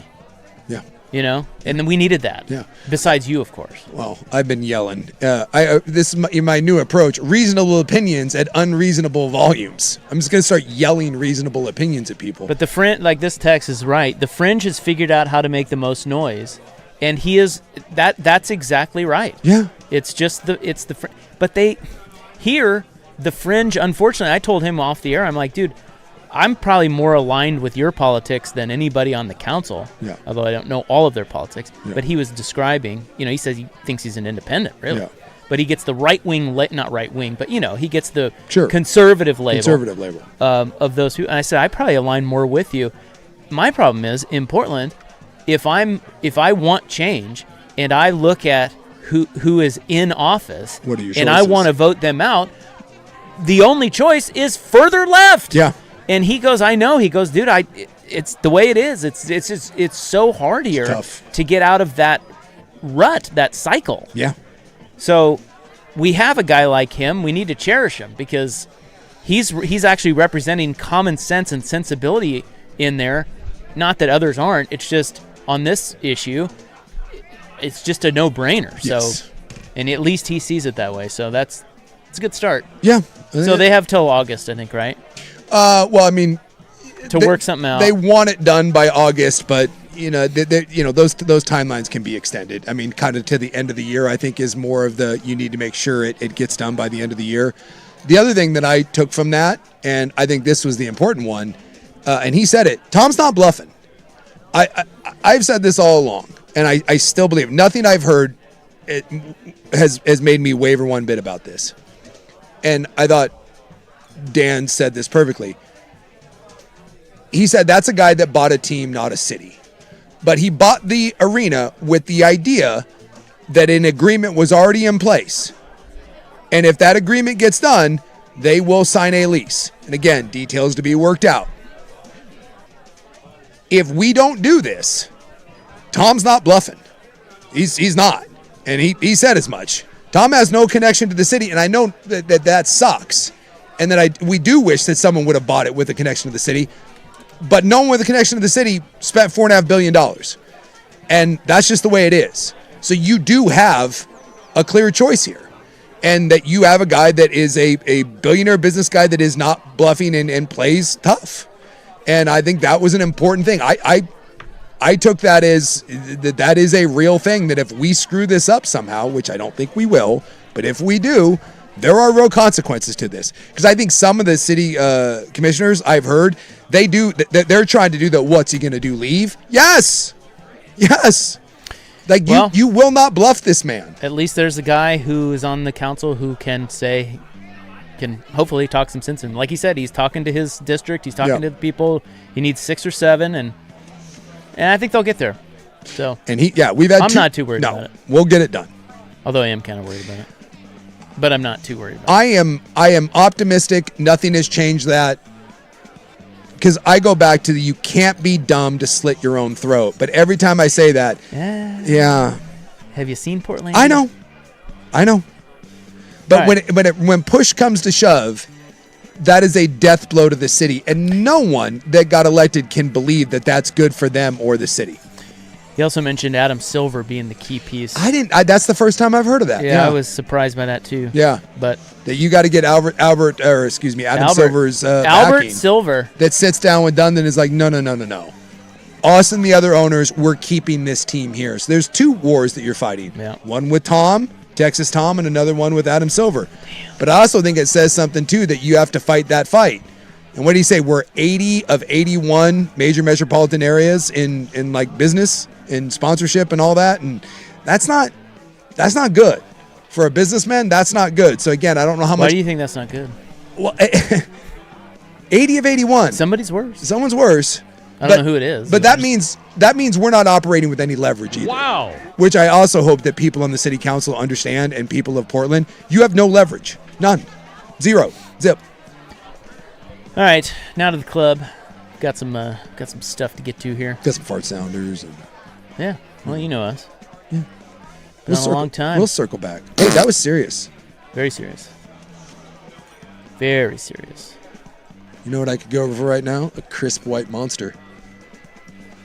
I'm all jacked up on Code Red Mountain Dew. Not gonna lie, I can't wait for my white Monster tomorrow. No, you're not getting a white Monster.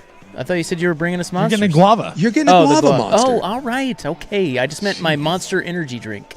I'm excited about watching you drink a Monster. Can I put vodka in it? Yeah, you can. Do people do that? Yes. Yes, they do. I think that's what they're initially made for. Yeah, really. I'm not certain that white Monsters don't have vodka in it already. Feels great. It could be. Yeah. What if you become a monster, bro? Like that? Yeah. I don't know. What if? Instead of a morning coffee, man. Because I don't drink coffee, but you know what I do drink in the morning? Drink a nice Monster. Nothing's gonna get me off my coffee, bro. Well, you haven't tried a white. What? I kind of want to bring you the coffee flavored Monster now. Listen, you bring one, I'll drink it. I'll drink some of it. I'll try it. I'll have a sip of it. Just commit. I'll open it. Don't be a candy. I'll open Don't it. be a candy ass. I'll look at it. Inhale the essence. It'll sit next to me. I do remember the first time I had a bunch of vodka Red Bulls. Yeah. And puked my guts out. What? Oh. I just drank too many of them. I was going to say, did you puke from the Red Bull or the vodka? Well, I think it was the Red Bull because, look, I'm an experienced drinker. Yeah. I just never really had the vodka Red Bull thing. And one night, this was years ago, but one night I went out and had a bunch of vodka Red Bulls, and I probably had too many of them. Sure. And it... well, you got the alcohol, which is the depressant, and then you got, you're jamming. And remember, every Red Bull, you're not putting a full Red Bull in there. It's got like 200 milligrams of caffeine in it. Well, that's what I'm saying. Yeah. It's a lot of caffeine. Maybe 2 of those are fine. One of those, I had maybe 17. Yeah. I think that's called a shooting star, I believe that is. What does that mean? What do you mean? I think a shooting star is I think it's a vodka Red Bull. There's a name for it. There's a name for it. I think it's a certain, they may add some juice to it. But yeah, there is a shooting star cocktail that I believe is a vodka Red Bull-esque beverage. Yeah. Yeah, it's a vibrant infused cocktail known for it's got a celestial shimmer to it. What? A celestial shimmer? Shimmer. What does that even mean? English, please. Oh, I don't know. There's some lemonade thrown in there too. So in our next segment, we're going to talk about. I guess that gives it the shimmer. We're going to talk about the latest white guy status symbol. Oh, I think we already were with the monsters. Yeah, didn't we already have this segment? But first, a notable death. Oh. Bonnie Tyler has passed. Get right the hell out of town. Did you know that? I did not know that. When did this just happen? No. Today. I didn't see this anywhere today. Yeah, she died. She was 75. Wow. Total eclipse, man. Total eclipse, man. And holding out for a hero.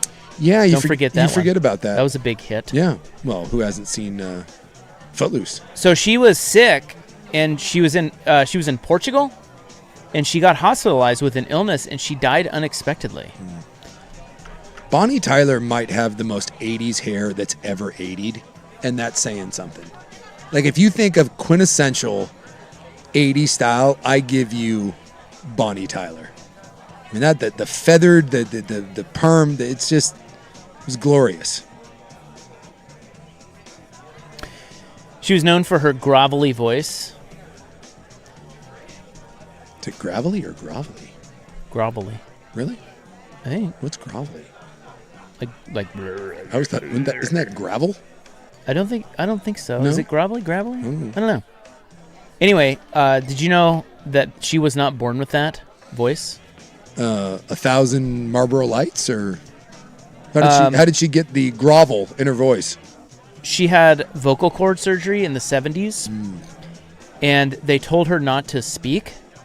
But anyways, she was yelling out of frustration. She was like screaming at somebody, and it permanently altered her voice. For the better, huh? You could argue that, or maybe she's even bigger and better if she hadn't done that. I don't know. Who's to say? She's still very famous. Yes. Well, that's sad. They called her the female Rod Stewart because of that. Because of the raspy. Well, and they both had the same hair. I mean, again, if you're going to go quintessential 80 hair, you Rod Stewart, Bonnie Tyler. Well, rest in peace, the great Bonnie Tyler. I did not see that. She also holds a world record. And that is?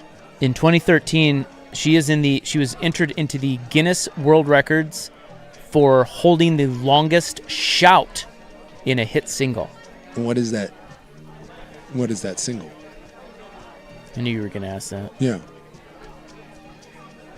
Stand by. Because I know Total Eclipse, Holding Out for a Hero. She did Simply the Best. I know Tina Turner made that song what it was, but I believe you got to check me on that. I believe that's Bonnie Tyler. What? The Tina Turner song Simply the Best. She wrote that? I believe that's a Bonnie Tyler song. Oh. And then Tina Turner sung it, and then it blew up. Yeah, it's from Total Eclipse of the Heart, the longest shout in a hit song. They shout in Total, really? Yeah, I guess. I don't even know what that means. Yeah, I don't know. Also controversial, the Dan Band redoing the Total Eclipse of the Heart in, is that Old School? That gave that song an entirely new life. Yeah, when he started cursing in it. Yeah, I like the Dan Band. Yeah, they're great. All right, well, rest in peace, Ms. Bonnie Tyler. No longer holding out for a hero. I would say legend. Is that a bit strong? It might be. Okay. Would you call her a legend? Or just awesome? Well, I think when you die, everyone's like legendary. How about this? Very, very, very 80s icon. I don't know. Yeah, she was great. Yeah, she was great. Yeah, there you go. Just go with that. She was great. The greatness that was Bonnie Tyler. Rest in peace. Ah! That hair, phenomenal. So the latest white guy status symbol. Do I have it? I think you do. Really? And honestly, I feel like this is not new. This is not new. Well, I kind of want to know what I'm flexing on. Apparently, there is a resurgence for just the whites.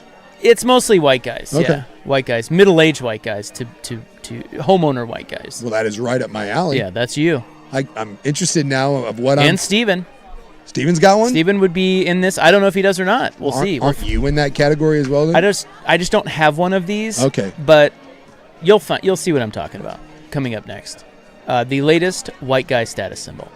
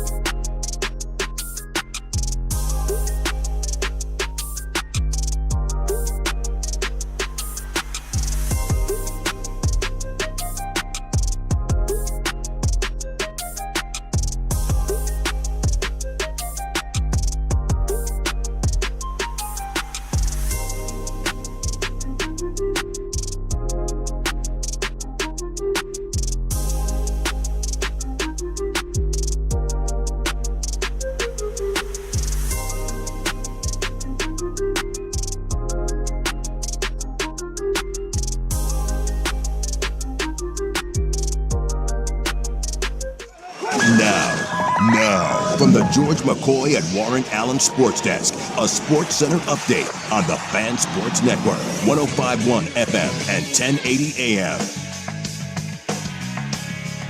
First on the Fan, World Cup action today after there was no matches yesterday. France defeated Morocco 2-0. It's going to send the French to the semifinals of the World Cup, where they will take on the winner of the Spain-Belgium match. Team USA's Christian Pulisic, he got diagnosed with a microfracture and a bone bruise of his tibia and fibula in his right leg. He suffered that during the match against Belgium, which was the reason why he had to leave that match early. NCAA basketball tournament field being expanded to 76 games means there are going to be more opening round games, and the NCAA announced today that Dayton and now Wichita will be the two cities hosting all of those opening round games. Anaheim Ducks, they're going to match the Philadelphia Flyers offer sheet for center Leo Carlson. Ducks are going to pay Carlson 5 years, $90 million deal, which will make the 21-year-old the highest paid player in all of the NHL. I'm Stephen Vaughn from the George McCoy at Warren Allen Sports Desk. Don't call your mom. Call George McCoy at warrenallen.com.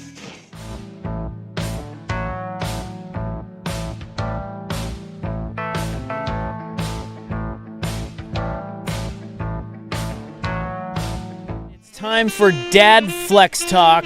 Let's talk about it. We love to flex as dads. Now, I feel like this is not new, but I think what the Wall Street Journal is putting forth here is that it's kind of become a new we've kind of changed what it means, but it's always meant something, in my opinion. Yeah, the dad flex has always been real, whether it's your lawn or the barbecue. I always talk about unearned male confidence, that every man instinctually believes that he can cook a great steak, beat someone up even though he's never been in a fight, like a world-class lover despite him being like 90 pounds overweight. What else? Oh, like driver. Like basically if you put him behind the wheel of a NASCAR, he could go out and win. Instinctually, I'm a great driver. There's a lot of those like dad flexes. It's how I do it. They are universal. It's age old. But this one is indeed the finely manicured lawn. Okay. So that's not new. No. But let's read on. Because I would say that, in my opinion, I think the manicured lawn might be the all-time dad flex. Right, but what they're saying is it means something different now. Okay. So this says, for a lot of office workers, mostly middle-aged male office workers, a manicured lawn is as much a status symbol as luxury car in the driveway. Excelling at work and yard work fits the modern professional's fixation on optimizing everything. The office biohacker who won't shut up about his sleep score may also blab about nitrogen levels in his soil. And there's a hidden financial flex. Hiring landscapers can achieve the same aesthetic and flash disposable income, but a trendy personal finance axiom is that there are 3 levels of wealth. Mowing your own lawn, paying someone else to mow your lawn, and then mowing your own lawn. The riches are mowing their own lawns. See, that blows my mind because I feel like most of the guys that I know that are doing well, they won't touch their lawn. That's like, it's almost beneath them. But you're saying like when you become super uber rich, you go back to mowing your lawn? That's what they're saying. Interesting. If weekend warriors can't slay zombies on a dystopian battlefield, at least they can massacre dandelions in their backyards. Much like a killer golf swing or rock-hard glutes, a perfect lawn is a way for people who make a living with their minds to prove they are good at something physical too. Interesting. And unlike athletic pursuits that can seem elitist, think skiing or windsurfing, mowing the lawn can make accomplished professionals seem more relatable. It's a way to bond with coworkers, much like chatting about other shared hobbies or the latest World Cup game. Being able to banter about blade height and the best time to aerate also gains you access to an office subculture. I will say that if you have a really nice lawn, I get a little jealous. My lawn is decent. I do not have what I consider to be a luxury lawn. Does that bother you? It does. A little bit? It does. It always bothered me. Now, this is why I'm saying I don't have a lawn. We have a bunch of trees and plants, but we don't have a lawn. Yeah. And I don't know if Steven does or not. And if he keeps it up, do you actually have grass? Like a lawn? I have a little patch of grass. I have hardly any. Yeah. And you just mow it, and Yep. that's yeah. Yeah, I feel, how do I say it? My lawn is fine. There's nothing, and I do hire someone to help. I'm fine. I have a guy that comes by once a month to do the stuff I don't want to do. Yeah. So he trims, Seeds. he seeds, yeah. And so I take care of it 3 weeks out of the month. He comes once. That should help. It does help. And it helps me stay on top of it so it never gets out of control. But at the same time, it bothers me that it's not better. And I have two choices. Either I take it more seriously or I pay him to come every week. Maybe you fire him and bring in another one. I gotta go to the bullpen. Yeah, maybe so. But most of the people I know that have really good lawns, they hire people. But there is one couple. Growing trend. There's one couple down the road from me, and my God, their lawn is stellar, and they take care of it by themselves, and they're a couple of bitches. I hate this couple. They're asses. But I cannot help. Every time I walk by, I am so I don't know what they do. Like it's incredible. It's the nicest lawn in the neighborhood, and it's not even close. But if you look at their grass wrong, if you step, they are obsessive about it. And I don't know if it takes that level of obsession to get that lawn, and I'm not willing to go that far, but my God, if I could pay someone to have my lawn look like that, I probably would. So they're saying it's basically, hard chargers. They use it as kind of like golf. It's like it's an escape. It's a mental escape. Sure. So this isn't everything in a mental escape. This is John Boehner. You remember John Boehner? I do remember John Boehner. So I guess in this article they said he hasn't done an interview in years, but they called him about this because they once did a cover story on him mowing his lawn and how important it was to him. They said he's out of the spotlight. He won't do interviews, and they called him about this, and he picked up the phone in 20 minutes, and was talking to them about it. And he said, quote, "Think of it as taking time for yourself. Now, you don't want to tell anybody that, but they might not let you do it if they think you're enjoying it. Cutting the grass will be the smallest of the benefits. You'll get a lot more out of taking your time and forgetting about all kinds of things. It's healthy for you." He says the secret is that mowing the lawn is a cover story. What looks to others like a chore is actually a refuge from screens, coworkers, children, and everything else that demands mental energy. I can see that's a good. When you put it that way, that makes sense. And that's why a lot of really high movers and shakers, they do it. That's why they're doing it. I have a friend of mine who's a doctor, and he does like taking. Now he used to live on 10 acres. Now he's building something else. But he it's funny. So there's a stressful job, right? You're a doctor. He always took care of his own yard, and he talked about that. He really liked it. He had the really nice riding lawnmower, and he would plant trees and stuff, and he took a lot of pride in it. But yeah, that was kind of like an escapism for him. Well, it's like we live close to this prominent doctor. Yeah. And I know where he lives. Mm-hmm. I know what his property is. Yeah. And I got to tell you. Not that nice? Well, there's no real lawn out front. Sure. But there are some stuff that, there is curb appeal, Mm-hmm. and it's not that great. And that. You're a little judgy. Yeah. Yeah. Because he's like a high achieving. You expect better. Doctor, and it kind of makes me think less of him. The lawn, it makes an impression. It does. That's what I'm saying. Yeah, so, it's. Yeah, so it's more like this guy even says in here, seeding, watering, fertilizing, aerating is a reflection of his professional work ethic. Yes. People who know me know that once I take ownership of something, I'm going all out. And it's that. Yeah, it makes sense. I'm not sure I would want a doctor with a bad lawn. I would, you're going to make an instinctual, I don't know about this. I don't know about this guy. Now, someone said on this is another one. I find this interesting. He said, if you don't use your lawn, like to stand or play games or whatever, just get rid of it. It's a waste of water, especially in the summertime. That's a valid point, too. That's what I've done. Yeah. The last 2 homes we've owned have not had grass. Yeah. We put in a putting green at one, and this one doesn't. The one we just bought doesn't have any. So you don't have, like, in the backyard? No grass. Not one blade of grass. Huh. Not one blade. And there's a lot of trees, a lot of shrubs, a lot of plants, no grass. The backyard, I have a big piece of grass, but I have gotten rid of a lot of the yard to go to more, because I built a patio and a fire pit and barbecue area. But I have a dog, so I do keep a big patch of grass. I have thought about this. In my front yard, I have left grass, right grass. There really is no reason. I've never walked on that grass. It'll save you time too. But isn't it weird the front of the house to like? Not necessarily. Depends on what you put in there. And here's a guy. He's a police officer. He's like, hey, with a marked police car in my driveway, I'm obligated to keep my yard up. Yes, that's right. Yeah, you can't be an officer of the law and have a crappy yard. So what are other things we as middle-aged white men take far too much pride in? Ooh. Well, I think a golf game is another one. Yeah. Like, that's one. I hate to say this, bud, but if you're a scratch golfer, maybe, but the amount of people that flex on like being a crappy golfer, that fascinates me. Like, dude, you're like a 12. Like, what do you? Well, the Fan Cargo Short Classic, which never happened. Both of those guys suck at golf, and yet there was some sort of weird. There's some sort of weird. I'm better. No, okay, you may be better than him, but you both still suck. Yeah, that's a good point. That's I think fascinating. Everybody just thinks they're close. Yes. Golf can make you think you're getting better. Yeah. And you might be, but you still suck. Yeah. Well, we golfed on the other day. You're a really good golfer, and yet every time I play with you, you say the same thing. You're like, oh, I suck. No, you don't.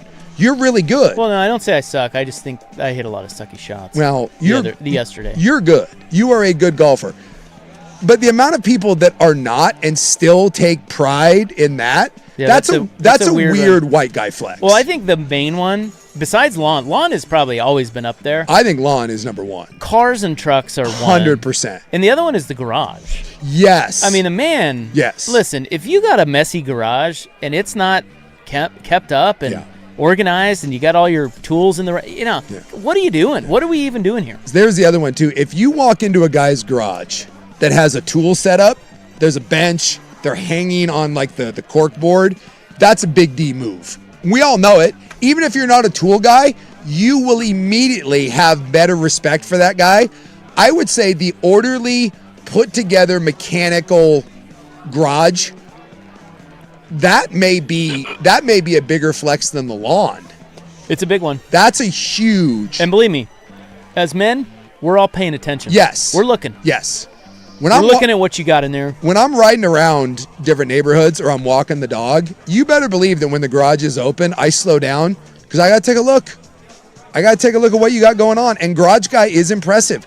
And I love a good lawn, but I am more impressed with good Garage Guy than I am with good Yard Guy. And the car is the other one, the car flex, which is silly because all that is what you can, I mean, it's like I spent more on a depreciating asset than you did. Yeah. Like, okay. Right. Yeah, nice. Yeah, cool. Seems kind of dumb. It really does. But the car is definitely a good one. Can I give you another one that's underrated? Yeah. The stacked wood pile. I like the stacked wood pile. Men do. Yeah. Like if I've got wood and it's stacked and it's on display where people can see it. I know. That needs to be tight. Yeah. You can't have sloppy wood. No. Can I admit something? You have sloppy wood. I got sloppy wood. That's what she said. Yeah, it's not. And you know what? I have looked at least 7 to 8 different times on how to build my own DIY wood, like shed, like covered area to stack the wood. It bothers me that I have sloppy wood. And yet I don't do anything about it. And it really is. I have a decent yard. It's a good sized yard. It's a good yard. Proud of it. Solid yard. I don't want you to go over by the shed because you're going to see my sloppy wood. Let's get that cleaned up. That should be your summer project. Well, that's the murder shed, and that's beneath the tree where the dead animals get dropped. Hey, there's nothing good over there. Well, okay. So this is another one since you mentioned the tree with the dead animal. Here's one that this is a low-key obsession for me. Mm-hmm. And it is properly trimmed and groomed trees. It's nice. Make sure your trees aren't sloppy. Yeah. Like there's a lot of dead stuff or like even not just trees, just shrubs and plants. Yep. Everything needs to be, I'm really big on that. Yeah. It needs to be maintained. Yeah. Well, that's why I called in my man Ubaldo that comes by once a month. Guess what he's in charge of? He's in charge of this. Yeah, that's good. We have a lot of shrubbery. I have a lot of randos and trees. And that's an area where I slack. And that's where I call him in. I got to call him in from the bullpen. He does a great job. RJ's in with one. And this is a rural flex. Yeah. Antlers. Oh, 100%. What kind of animal you have? Dude, when I lived hanging on your I wall? lived in the center, you were no one unless you had a pair of antlers.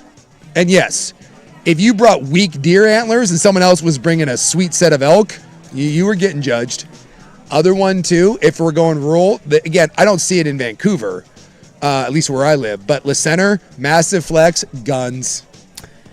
You gotta, if you don't have a gun safe, like, what do you? But how did people know that, though? Oh, they'll show you. No, but I just mean some of these things are hidden. Oh, Like a garage isn't hidden because we see it. If you go into a guy in Le Center's garage, guess what the first thing you notice is? The giant gun safe. And then he'll see you looking at it and be like, you want to take a look? Gun guy will show you his guns. Ooh, this is a good one. Well-maintained fence. Yeah. Fence line. Yeah. I've got some issues there. Yeah. Little wonky. We're going to need to get some new fencing. Understand? Soon. Yeah, all of this goes into, you're right, this all comes down to a theme of when you put together the exterior that like it's a reflection on how you live your life. That's right. I've always thought that about how you keep your car. That's right where I was going. I'm not trying to crap on anyone. Let's crap on them. When I get into your car and it stinks and it's messy, there's a little bit of a judgment there from me. Well, it means your brain's sloppy. Yeah. It's just not, your synapses aren't all. Yeah. Like you just, come on. Okay, so I have to call someone out on this. My wife. She's great now, but she wasn't when I first met her. Mm-hmm. I actually kind of had to. You had to bully her a little bit? Well, I'm like, why can't you just take that trash out of your car when you get out of your car? Like that, I don't understand that. Because now you have 2 months worth of trash back there. Why don't every time you get out of the car? Yeah.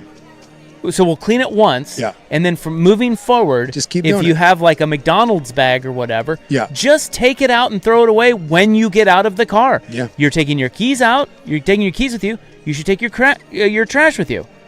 And I don't think that ever registered with her, but now she's great about it. Well, and when you... So I don't really know what changed there. But I think you know... I know I have sloppy wood, and it bothers me. Car guy knows, too. And he's listening right now. And he knows because we talked about it on the show. I asked Ryan Buckley for a ride once. And he knew. I don't think he wanted to give me that ride because he didn't want me to see the inside of that car. Because when I opened that sucker up... Sloppy fella. My goodness. That was... And then he immediately started in with the excuses. And you're like, dude, you can make all the excuses you want. That's a hellhole. That's bad. And Swag's like that. Swag's car's like that. Yeah, but Swag's brain scrambled. Yes. And we know that. Well, Buck used the kids. He's like, yeah. He's like, well, that's true. Sometimes, and when you have little kids. Well, vacuum. Yeah, I know, but. You know what? I had kids too. You know what my car didn't look and smell like? That. Bro, my brother's kids. Is it rough? Oh my God. The car is disgusting. Yeah. Absolutely disgusting. How about holiday lights? Yeah.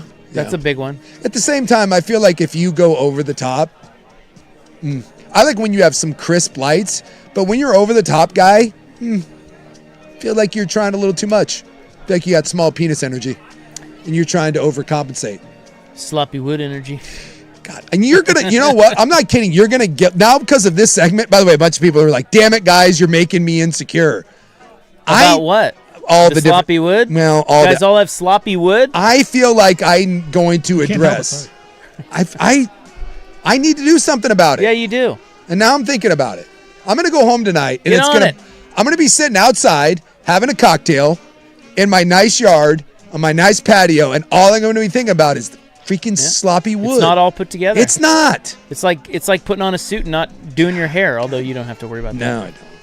God bless America. All right. Sloppy wood. We'll wrap it up next. The Fan.